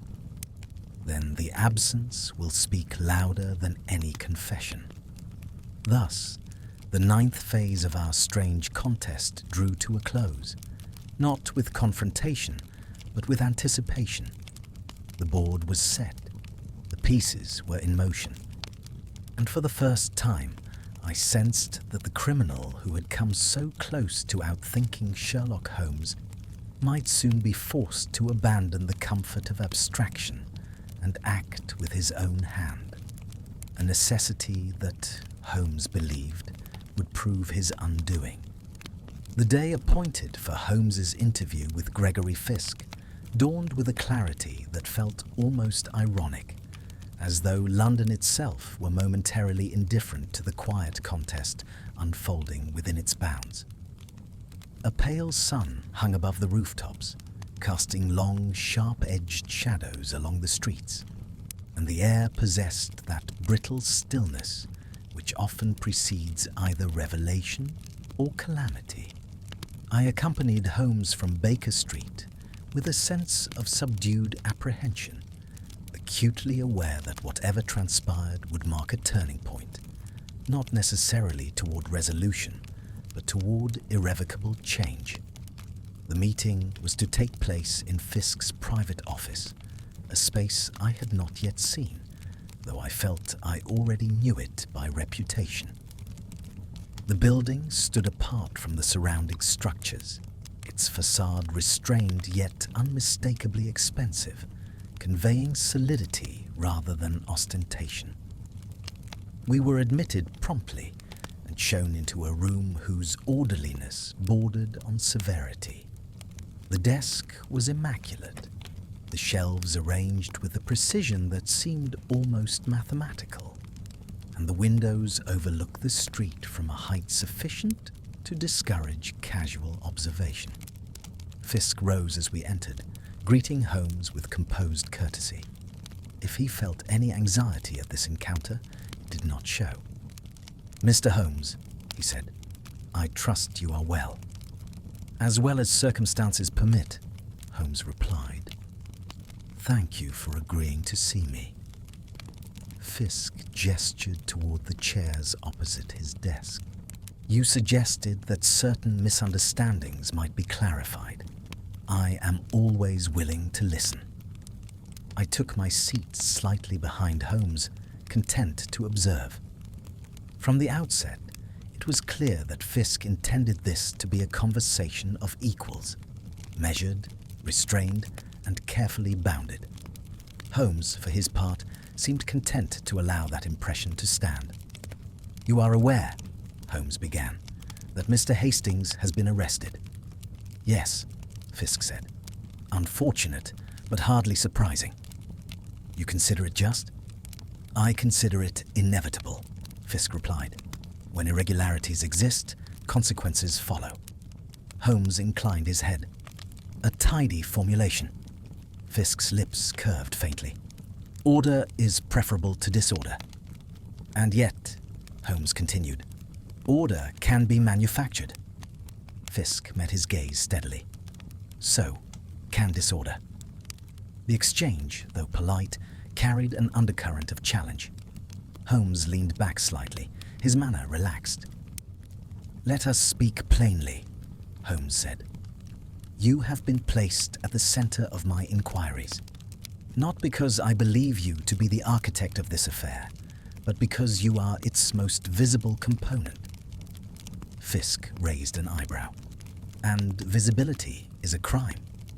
"No," Holmes replied, "but it is often a convenience." Fisk regarded him thoughtfully. "You suggest I am being used." "I suggest," Holmes said, "that you have consented to be useful."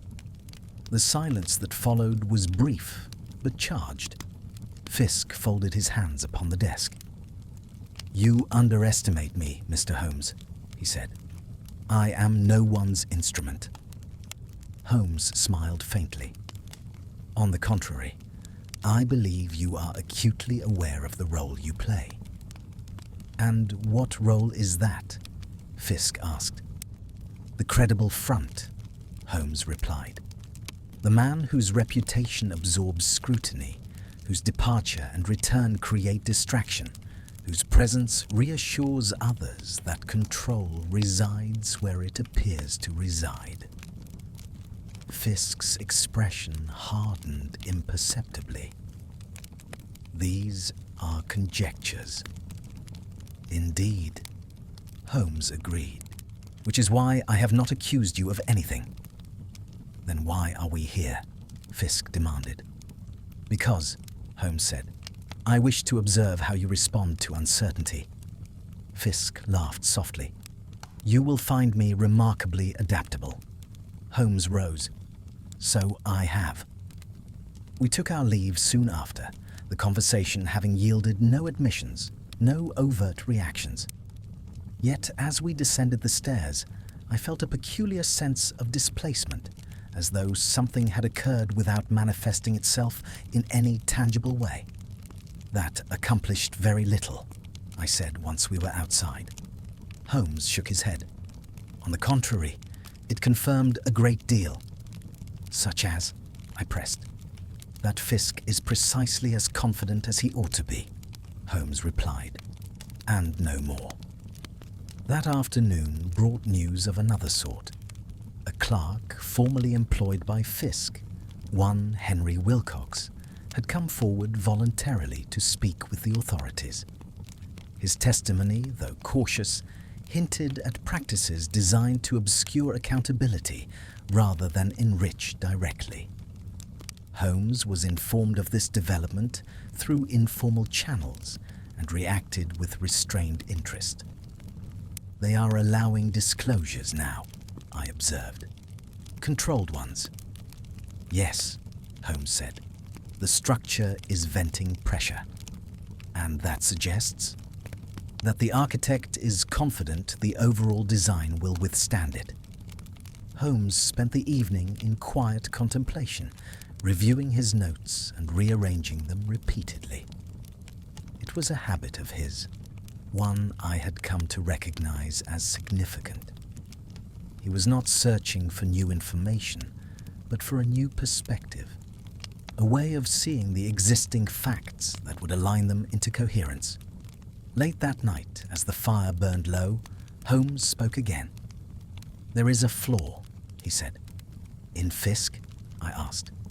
"No," Holmes replied. "In the design itself." "And what flaw is that?" "It assumes," Holmes said, "that those involved will continue to act in accordance with their incentives. That fear, convenience, and habit will suffice." "And that assumption is wrong?" I asked. Holmes smiled faintly. "It is incomplete."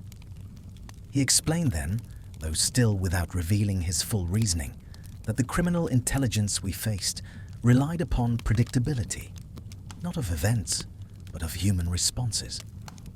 People, once placed within a structure that rewarded silence and punished inquiry, would behave as expected. The system would perpetuate itself. "But systems," Holmes said, "do not account well for conscience." "You mean Hastings?" I asked. "And others," Holmes replied. "Conscience is an irregular variable, difficult to suppress entirely." The following day proved his point. Hastings requested another meeting with Holmes. We visited him at the station, where his demeanor had changed markedly. The fear that had once dominated him had given way to a weary resolve. "I have decided to speak," Hastings said. "Not to defend myself, but to explain." Holmes listened as Hastings described the gradual normalization of questionable practices, the subtle pressures applied by intermediaries, the assurances that responsibility was diffused, and therefore negligible. He spoke of meetings where decisions were framed as inevitabilities, of documents drafted to obscure rather than deceive outright. And Mallory? Holmes asked. Hastings swallowed. He questioned too much. He refused to accept that a mission was harmless. They said he was unstable. And you believed them? I wanted to, Hastings replied quietly. Holmes said nothing for a long moment. Your testimony, he said at last, will not save you. I know, Hastings said, but it may prevent this from continuing. When we left, I sensed a shift, not in the facts, but in their trajectory. Something had been set in motion that could not easily be reversed. That evening, Holmes received word that Fisk had once more announced his intention to depart London. This time quietly, without public notice. The ship was scheduled to sail before dawn. He is being extracted, I said. Yes, Holmes replied. Or he believes he is. You intend to stop him? Holmes shook his head. No, I intend to let him go. The decision startled me. Then what of justice? Justice, Holmes said, is not always served by arresting the most visible figure. And the architect? I asked. Holmes's eyes darkened. Is being forced even now to adjust. As we prepared to retire, a final letter arrived, shorter than the others, its tone markedly different. You persist beyond reason. The consequences will no longer be containable. Holmes read it twice, then placed it among the others. They are losing patience, he said. And that is good? I asked. It is necessary, Holmes replied. Patience is the ally of abstraction. Impatience reveals the hand. As I lay awake that night, I could not escape the sense that we were approaching a threshold. The careful balance maintained thus far between revelation and concealment, action and restraint, was beginning to tilt. The unseen intelligence that had orchestrated so much from the shadows was being drawn, step by reluctant step, toward visibility. Whether that visibility would come in the form of confession, collapse, or catastrophe, I could not say. But I knew, with a certainty that chilled me, that the criminal who had come so close to outthinking Sherlock Holmes was about to make a mistake. Not because he lacked intelligence, but because he believed intelligence alone was sufficient. And in that belief lay the seed of his undoing, though the manner of it remained, for now, unresolved. Fisk's quiet departure before dawn did not, as I had half expected, bring with it any immediate sense of closure.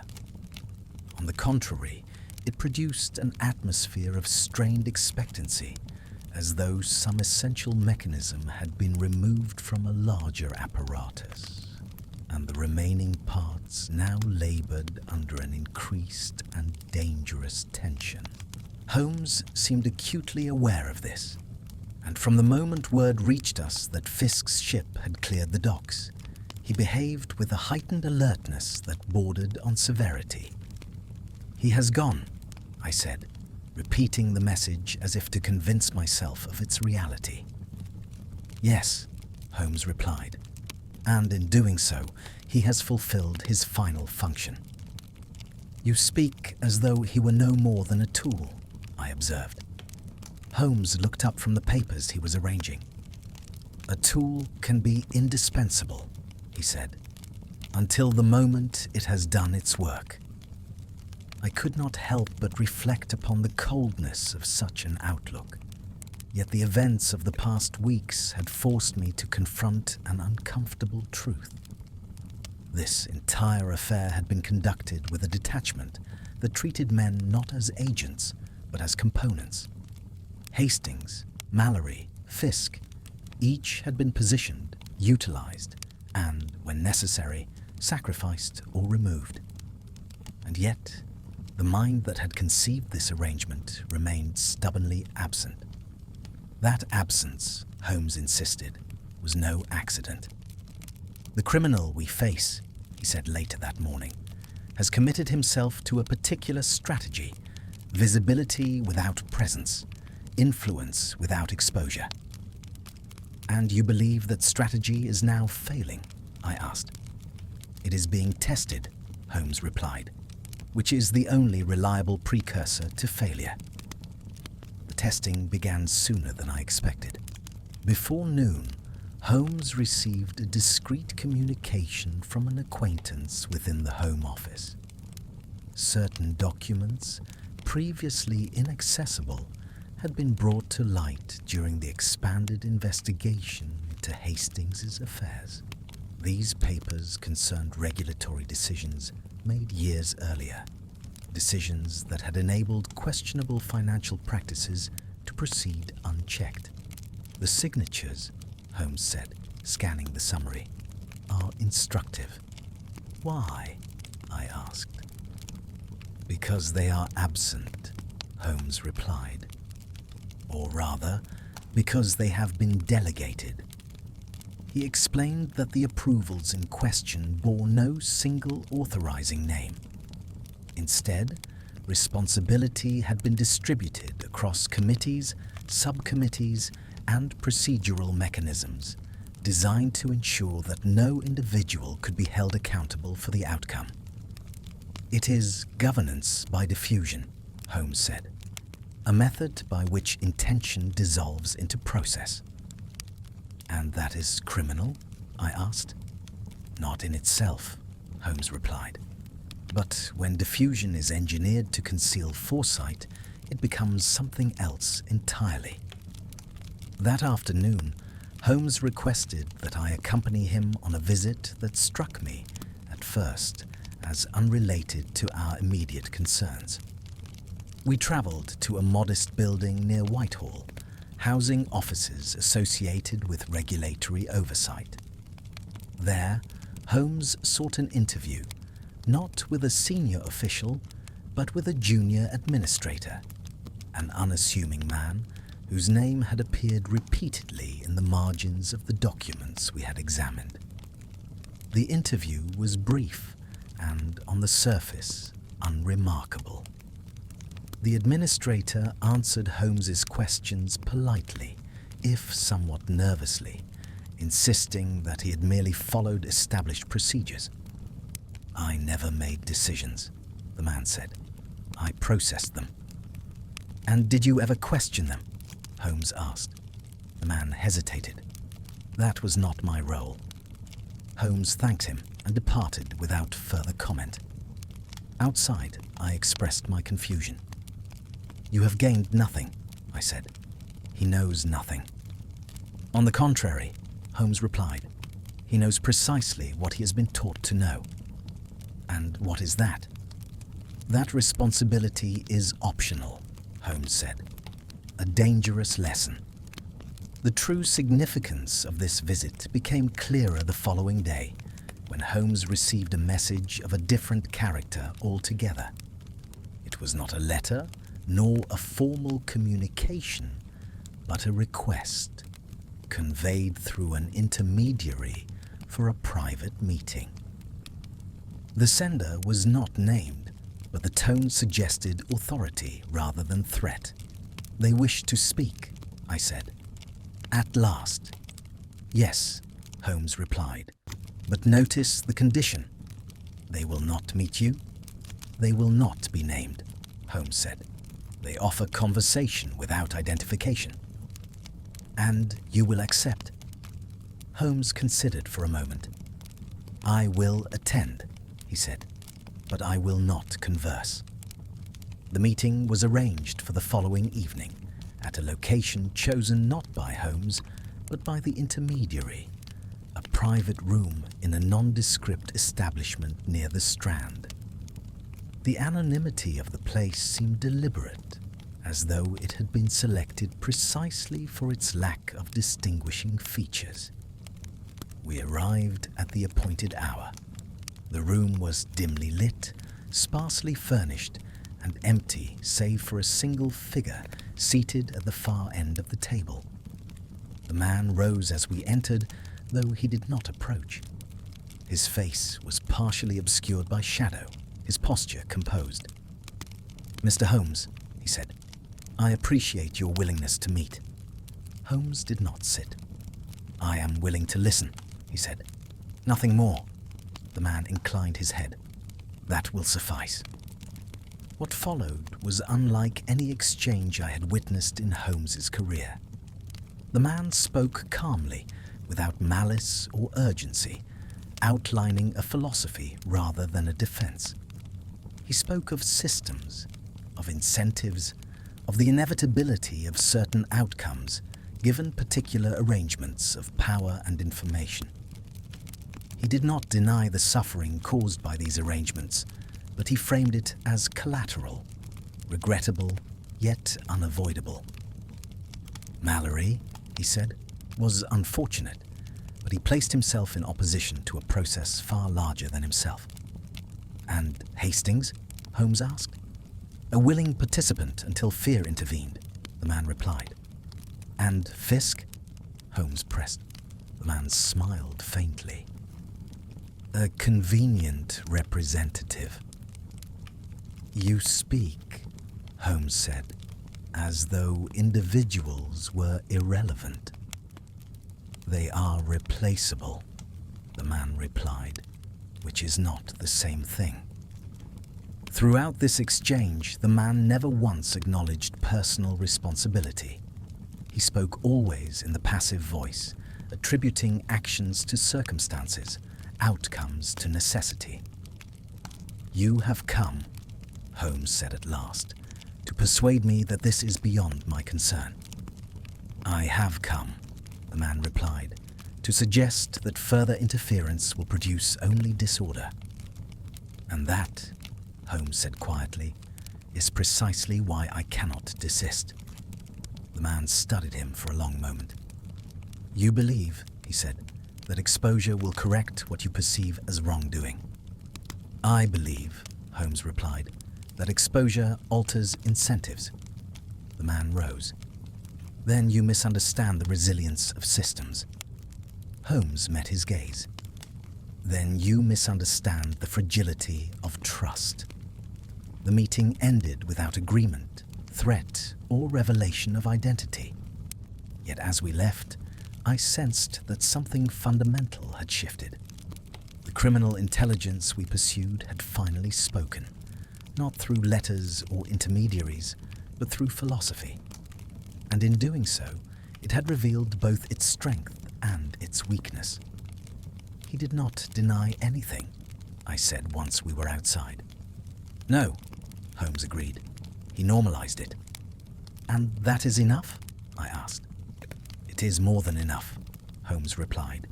"It is motive, articulated." "But you cannot arrest a philosophy," I said.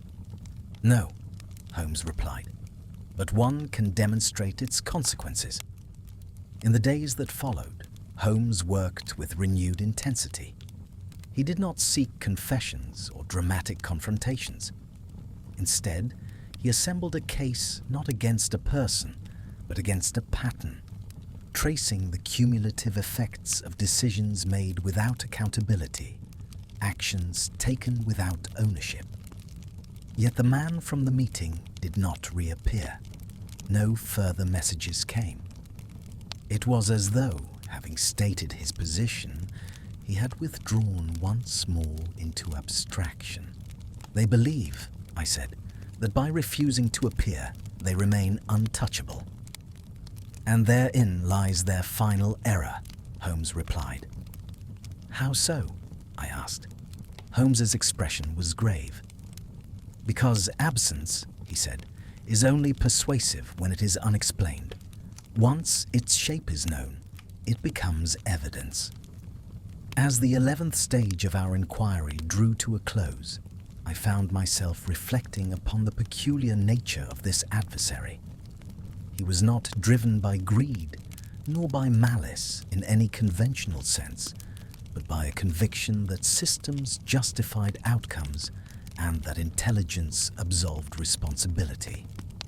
Such a man, I realized, could not be defeated merely by proving what he had done. He would be defeated only when forced to confront what his designs had made inevitable. And that confrontation, Holmes believed, was now approaching, not through revelation, but through consequence. The days following the anonymous meeting unfolded with a deceptive calm, as though the city itself had grown momentarily indifferent to the quiet upheaval taking place beneath its ordered surfaces. Yet, to my eyes, trained by long association with Holmes to detect significance in the seemingly trivial, London appeared subtly altered. There was an edginess in conversation, a hesitation in official correspondence, a noticeable increase in the frequency with which decisions were deferred rather than made. It was as if some vast but invisible mechanism had begun to grind against itself. Holmes observed these changes with keen satisfaction. "You see, Watson," he remarked one morning as we reviewed the newspapers together, "systems depend upon confidence. When that confidence falters, even briefly, inefficiency follows. Inefficiency breeds inquiry. And inquiry," I added, "breeds exposure." Holmes inclined his head. "Precisely. The first tangible manifestation of this exposure came not from Scotland Yard, but from Parliament. Questions were raised, tentatively at first, about regulatory oversight, about the delegation of authority, about the absence of clear accountability in certain financial arrangements dating back years. No names were mentioned, but the implications were unmistakable. Committees were convened, documents requested, and procedures scrutinized. "This is beyond us now," I said, half in awe, half in apprehension. "It has always been beyond us," Holmes replied. "We merely provided the stimulus." Yet even as these broader mechanisms stirred into motion, the personal consequences of the affair continued to unfold with painful immediacy. Hastings remained in custody, his fate uncertain, his earlier willingness to cooperate viewed by some as a mitigating factor, by others as too little, too late. I visited him once more, finding him diminished but resolute. "I did not imagine it would come to this," he said quietly. "I believed I could remain adjacent to wrongdoing without becoming its instrument." "That is a common belief," I replied. "And a costly one," Hastings said. "If there is any good to come of this, let it be that illusion's destruction." His words lingered with me long after I left him, for they echoed the very philosophy Holmes sought to dismantle, the notion that detachment absolves responsibility. Meanwhile, information continued to surface regarding Edwin Mallory. Holmes, through persistent inquiry, uncovered correspondence Mallory had sent, unsuccessfully, to various oversight bodies. The letters were cautious, meticulously phrased, yet unmistakably concerned.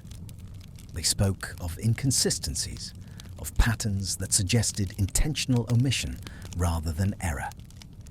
"He tried," I said, reading them. "He tried to make someone listen." "And failed," Holmes replied, "which is why his absence became inconvenient." "Do you believe," I asked, "that his death was ordered?" Holmes considered the question carefully.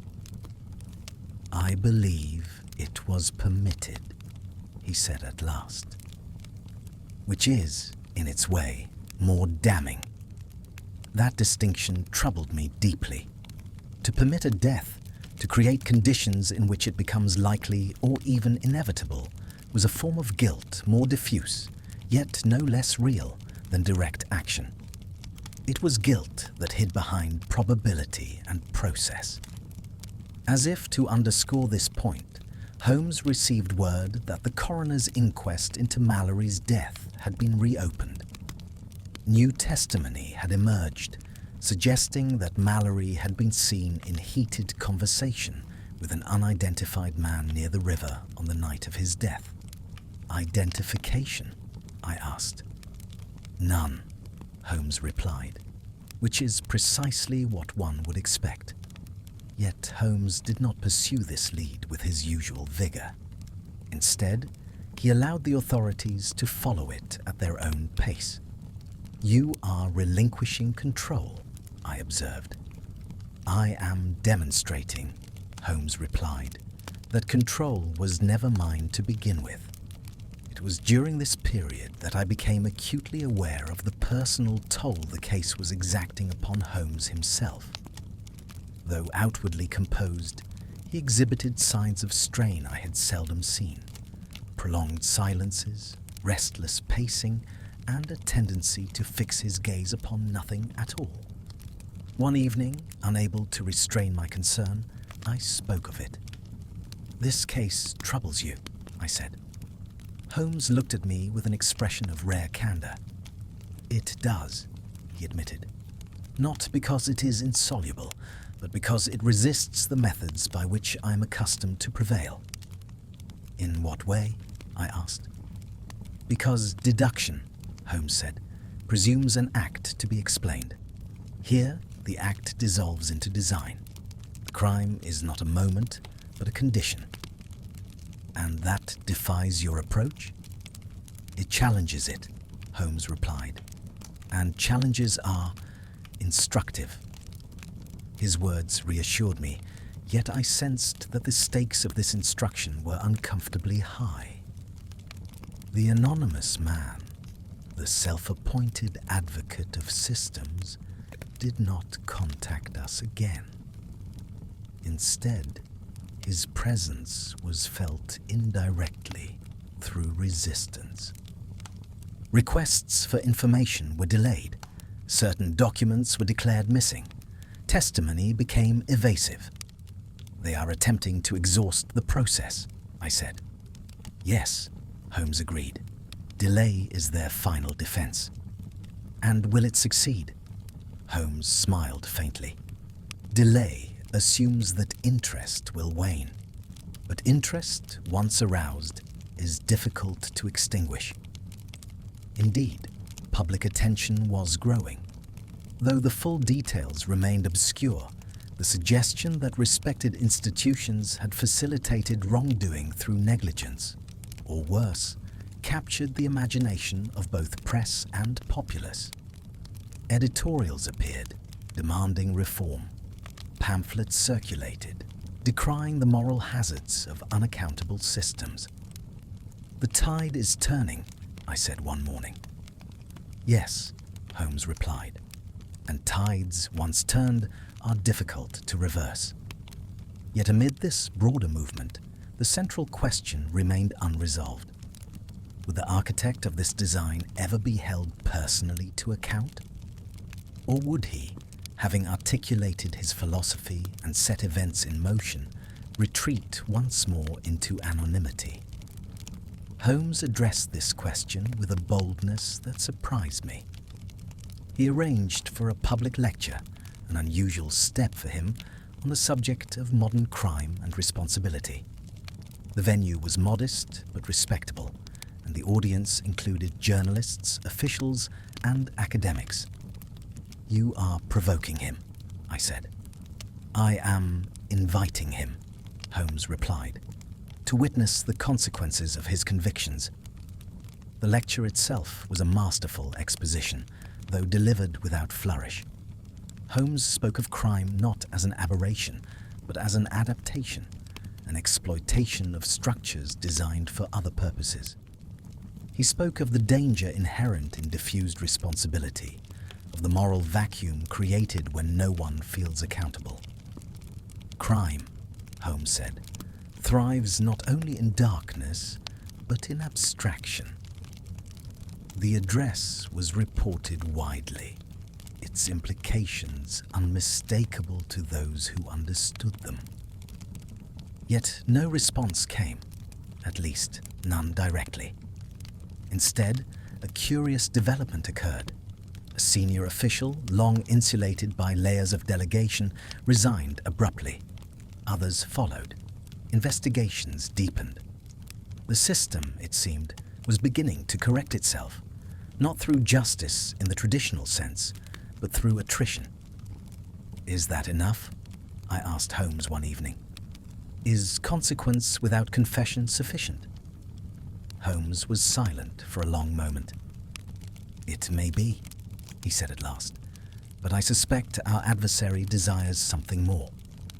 "And what is that?" "To be right," Holmes replied, "to see his philosophy validated even in defeat." That possibility disturbed me profoundly.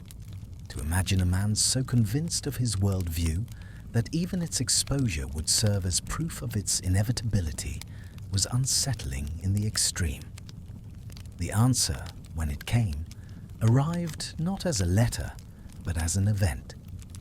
News reached us that the anonymous man, whose identity, though still unconfirmed, had begun to coalesce around a particular figure, had suffered a sudden reversal of fortune. A position he had long occupied, shielded by obscurity, was eliminated in the course of institutional reform. He was not accused, nor arrested, nor publicly disgraced. He was simply removed. "He has lost his vantage," Holmes said quietly. "And with it," I added, "his invisibility." "Yes," Holmes replied. "He is now merely a man." The significance of this cannot be overstated. For a criminal who had operated through systems whose power derived from structure rather than action, to be reduced to individual status was a profound defeat. He could no longer claim inevitability, no longer hide behind process. Yet even now, there was no confession, no dramatic confrontation. The man did not come forward, nor did Holmes pursue him further. "Why?" I asked. "Why not finish it?" Holmes regarded me with a thoughtful expression. "Because," he said, "to finish it in the way you mean would be to grant him what he seeks, recognition as a singular intellect, a worthy adversary." "And you deny him that?" I said.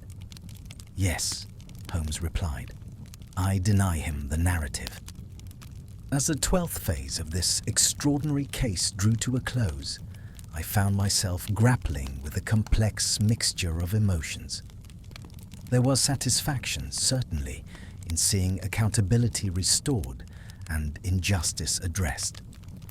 But there was also unease, a sense that something essential had been left unresolved. The criminal who had come so close to outthinking Sherlock Holmes had not been unmasked in the conventional sense. He had not been paraded, nor condemned, nor even named. Instead, he had been rendered irrelevant, his philosophy exposed, his influence dismantled, his certainty undermined.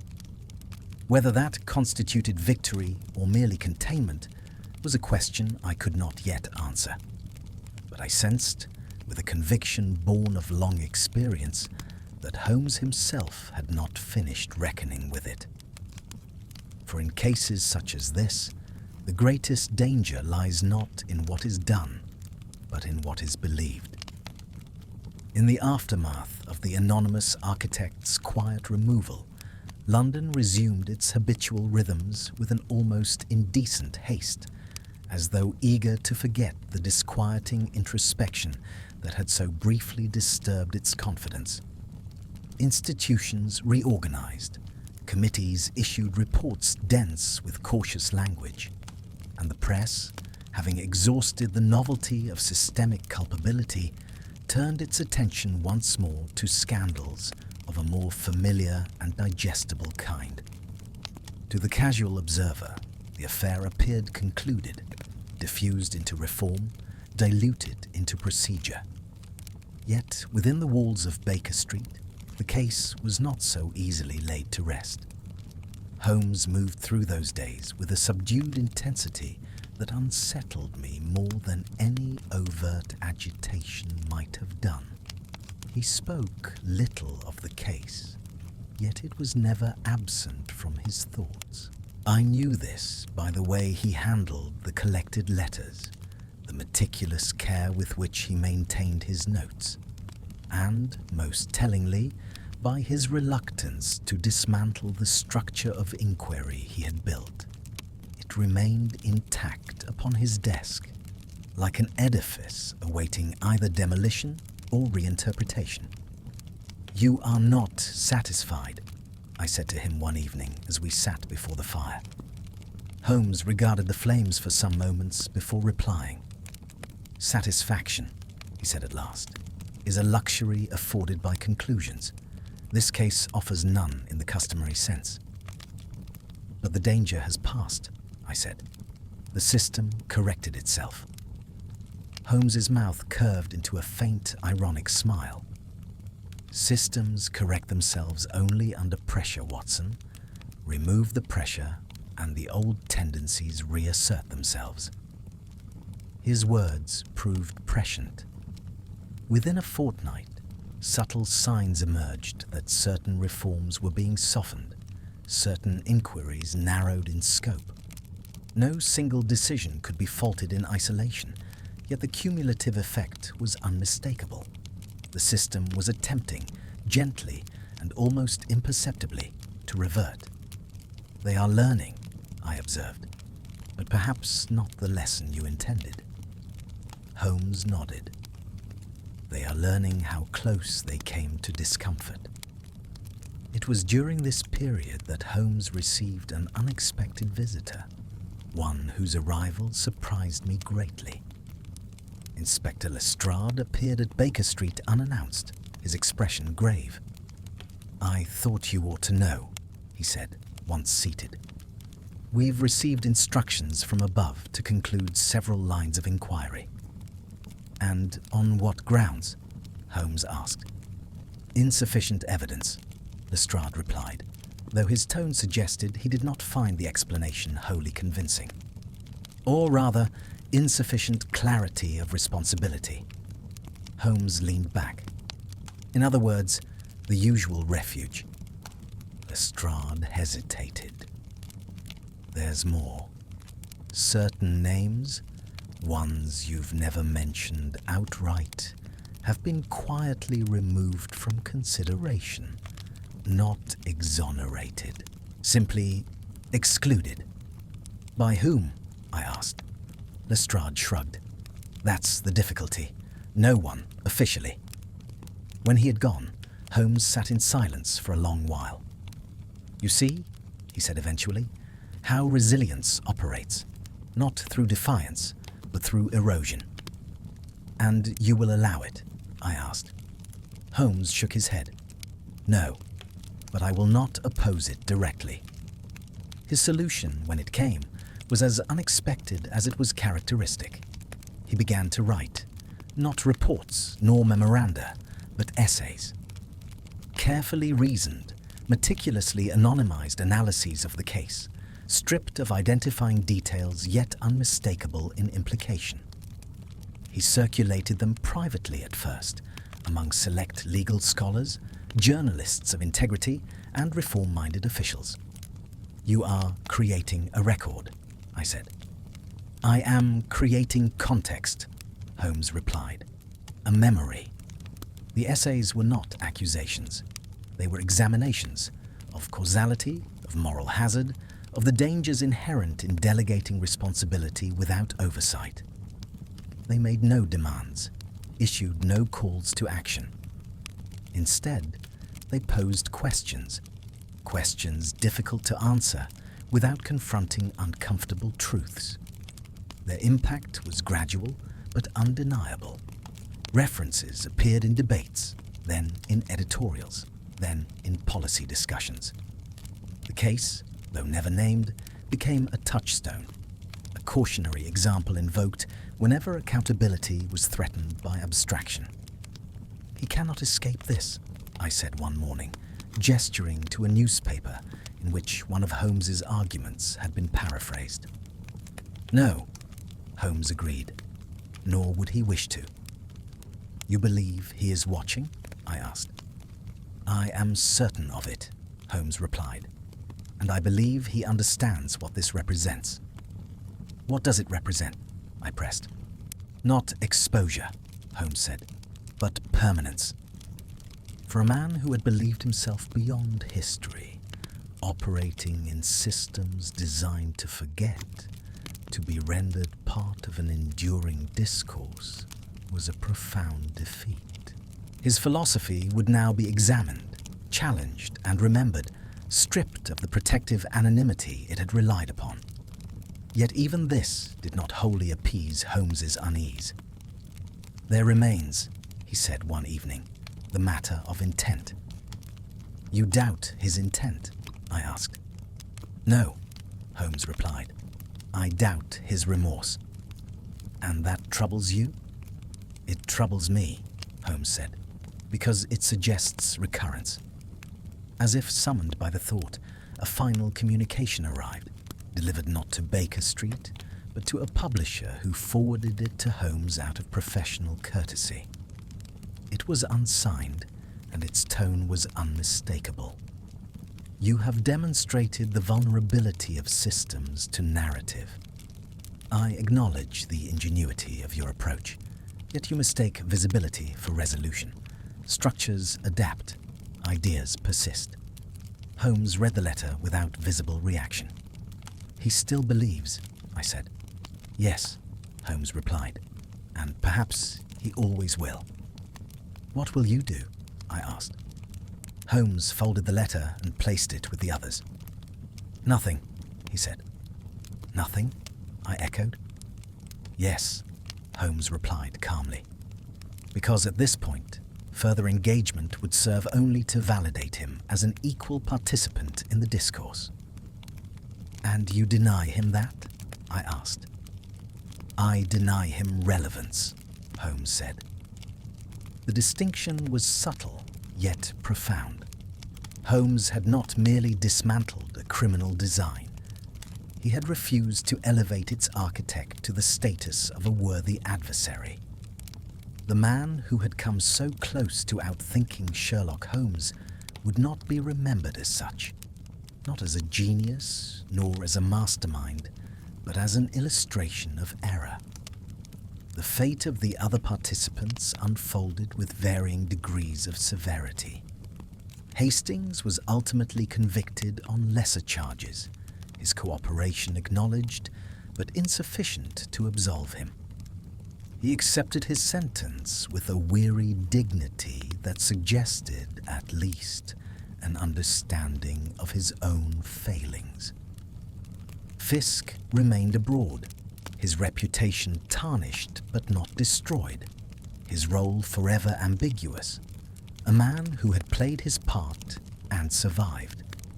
As for Mallory, his name appeared in no official reckoning beyond the inquest. Yet Holmes ensured that his letters were preserved, his concerns acknowledged in the analyses circulated thereafter. He will not be forgotten, Holmes said quietly. And that matters. It was some weeks later, as winter tightened its grip upon the city, that I finally asked the question that had long weighed upon me. Did he almost outsmart you? I asked. Holmes considered before answering. He almost outlasted me, he said, which is a different thing. And what prevented it? I pressed. Holmes's gaze was distant. His certainty, he replied. He believed that intelligence, once sufficient, required no further examination. And you? I asked. I believe, Holmes said softly, that intelligence must always be interrogated, especially one's own. The answer struck me with its humility. For all Holmes's brilliance, for all his triumphs, this case had forced him into a confrontation, not merely with an adversary, but with the limits of his own methods. He had prevailed, yes, but narrowly, and at a cost not easily measured. As the 13th phase of this singular affair drew to its close, I found myself reflecting upon the peculiar nature of victory in such matters. There had been no dramatic arrest, no courtroom revelation, no public acclaim. Instead, there had been attrition, exposure, and the slow reassertion of accountability. Whether that would suffice in the long run remained uncertain. But one thing was clear. The criminal who had come closest to outthinking Sherlock Holmes had done so not by brilliance alone, but by exploiting the spaces between action and responsibility. And in illuminating those spaces, Holmes had not merely solved a case. He had altered the way crime itself might be understood. The reckoning, though quiet and largely unobserved, had been real. And its consequences, Holmes believed, would endure far longer than any single confession ever could. The last few months had revealed much, yet the case had not entirely concluded. The criminal intelligence that had orchestrated the complex web of events surrounding Gregory Fisk, Charles Hastings, Edwin Mallory, and the shadowy system of manipulation had been exposed, but not eradicated. Holmes had provided the catalyst for exposure, not through force, but by carefully applying pressure, creating the conditions under which the concealed structure could no longer function in secrecy. In doing so, he had made certain that this hidden design, though not dismantled, would at least be understood, its flaws illuminated. But even now, I could sense that Holmes's mind was not at ease. There was a sense of lingering unease about him, as though he still sought something in this case, something elusive, a final piece of the puzzle that had yet to reveal itself. I had assumed, at first, that the most unsettling part of the case had already passed. The revelation of Fisk's role had shaken the city, but that too had receded into the ebb and flow of day-to-day affairs. The changes Holmes had set in motion remained, however, ripples in the waters of bureaucracy and institutional structure that had not yet fully settled. But when an unexpected event occurred, one that Holmes had predicted but seemed still to expect with a certain foreboding, it became clear that this case, far from concluding, was about to take its most complicated and unsettling turn. It began with a visitor, not one of the usual suspects, nor an official inquiring after Holmes's methods, but a man whose appearance in our sitting room at Baker Street was so unusual and unexpected that it drew my immediate attention. The man who entered was tall, of slight build, and sharply dressed in a manner that might have struck the casual observer as excessively formal for the circumstances. He was about 35, with neatly combed dark hair, a closely cropped mustache, and a pair of round spectacles perched precariously on the bridge of his nose. He moved with the quiet self-assurance of someone accustomed to dealing with matters of significant import, but in a way that suggested a deep unease. "I believe this is Mr. Sherlock Holmes?" he asked, though the question felt more like an observation than an inquiry. Holmes, who had been engrossed in a series of correspondence, looked up and nodded, as if he had been expecting the man all along. "Yes, I am Holmes. You may sit. And you are?" The man cleared his throat. "I'm Miles Gregson, sir, a solicitor in private practice. You may not have heard of me." "I've heard the name," Holmes said, "but not in connection with any recent cases." "I've been out of the public eye for some time," Gregson said, and his voice betrayed just the faintest quiver. though I am familiar with the events surrounding Mr. Fisk and his associates. Holmes nodded but made no further comment, waiting for Gregson to explain himself. "I've come to you because," Gregson continued, lowering his voice as if unsure whether to proceed. "There are certain aspects of the case, matters which you have been investigating, that I believe require your immediate attention." "Go on," Holmes said, his gaze steady and calculating. Gregson shifted in his seat, clearly uneasy. He removed a small packet from his coat pocket, wrapped in brown paper, and set it down upon the table before Holmes. "I've seen what you've done," Gregson said, his voice now more urgent. "I know you've exposed certain truths, caused certain shifts in the system that would not have been possible otherwise. But there is more. Much more that I suspect you don't fully understand yet." Holmes took the packet and began unwrapping it with an expression of restrained curiosity. As he peeled away the paper, the object inside was revealed, a small leather-bound journal. It appeared well-worn, its edges frayed, the cover marked with faint indentations, as if it had been carried for some time, used frequently, but never opened by anyone else. "This journal," Gregson said, "is the key to understanding what has been happening behind the scenes.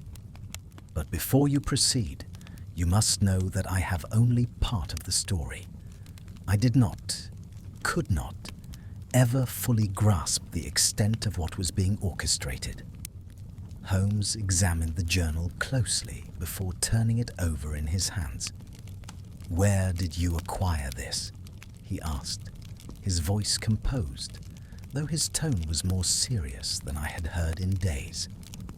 "It came into my possession through certain channels," Gregson replied, his discomfort growing palpable. "It belonged to a man whose actions have been a shadow in this entire affair, a man who, I believe, has not been properly accounted for." Holmes's eyes narrowed. "Not Fisk?" Gregson shook his head. "No, not Fisk. Someone far more important. Someone who has, until now, operated entirely outside of your radar, Mr. Holmes." I was on the edge of my seat by this point. If Gregson's words were to be believed, this was the revelation Holmes had been waiting for. If there was indeed another player behind the curtain, the ramifications for the entire case could be far-reaching.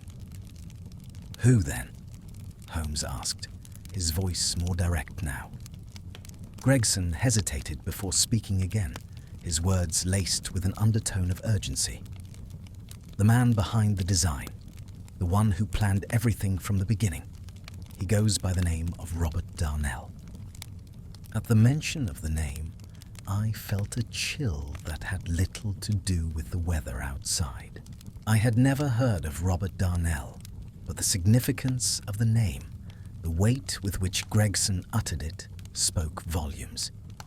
"Darnell," Holmes repeated slowly, as if tasting the word.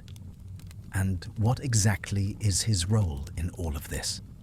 Gregson seemed to take a deep breath, bracing himself for what he was about to say.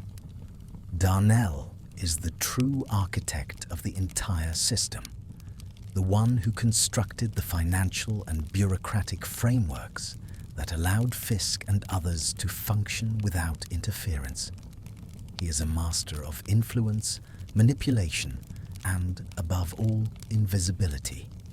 And he has been the one pulling the strings all along." I could scarcely believe my ears. Darnell was not merely an accomplice or an intermediary. He was the mastermind, the one who had orchestrated the entire web of deception, the hidden architect behind every move, every scheme, every manipulation that had taken place. Holmes, however, did not seem surprised. His face remained as unreadable as ever, though I could sense the precision of his thoughts at work behind those sharp eyes. "And where," Holmes asked, his voice now steady, "is Mr. Darnell?"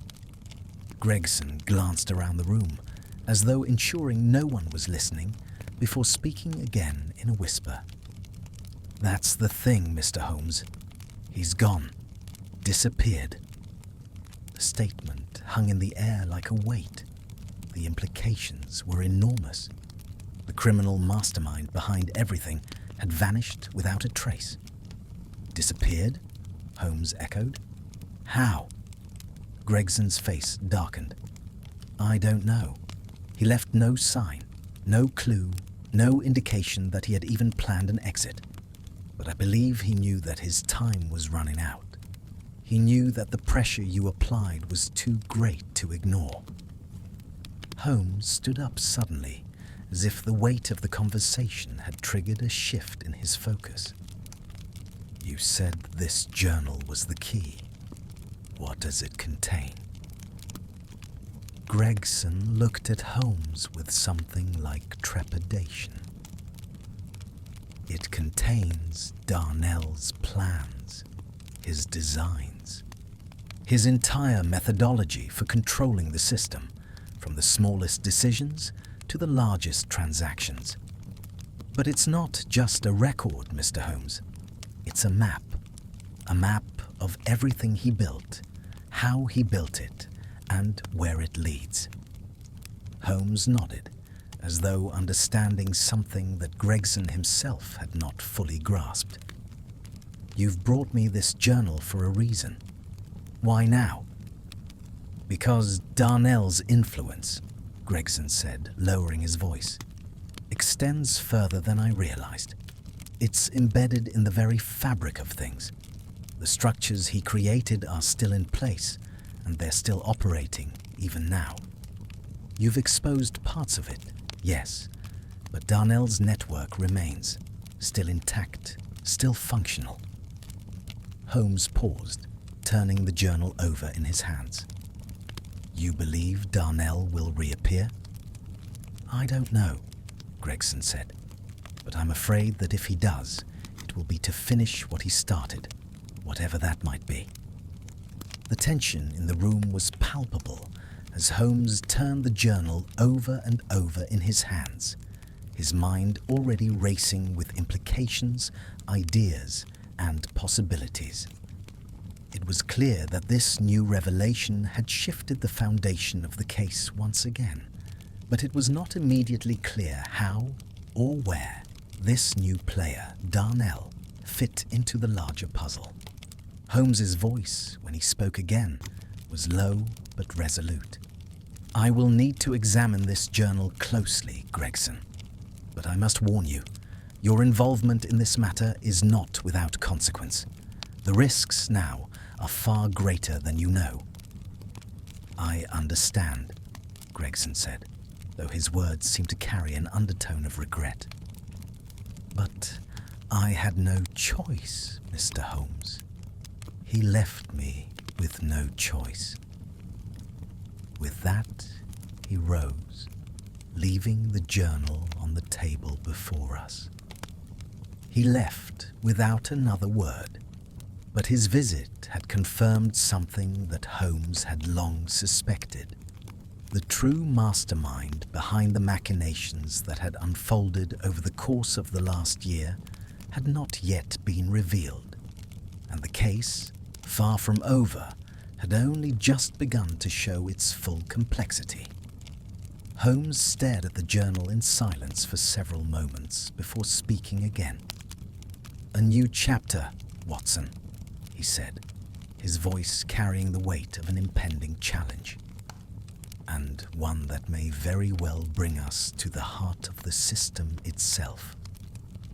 As I sat across from him, contemplating the new direction our investigation had taken, I could not help but feel a sense of foreboding. If Robert Darnell was indeed the mastermind of the entire operation, then the stakes had just been raised to an entirely new level. The question, as always with Holmes, was no longer simply how to expose the truth, but how to confront a mind so deeply embedded in the very fabric of the system that it seemed invulnerable. Holmes, as ever, was undaunted. The hunt was on again, but this time it would be for something far more elusive than a criminal. This time, the pursuit would be for the design itself.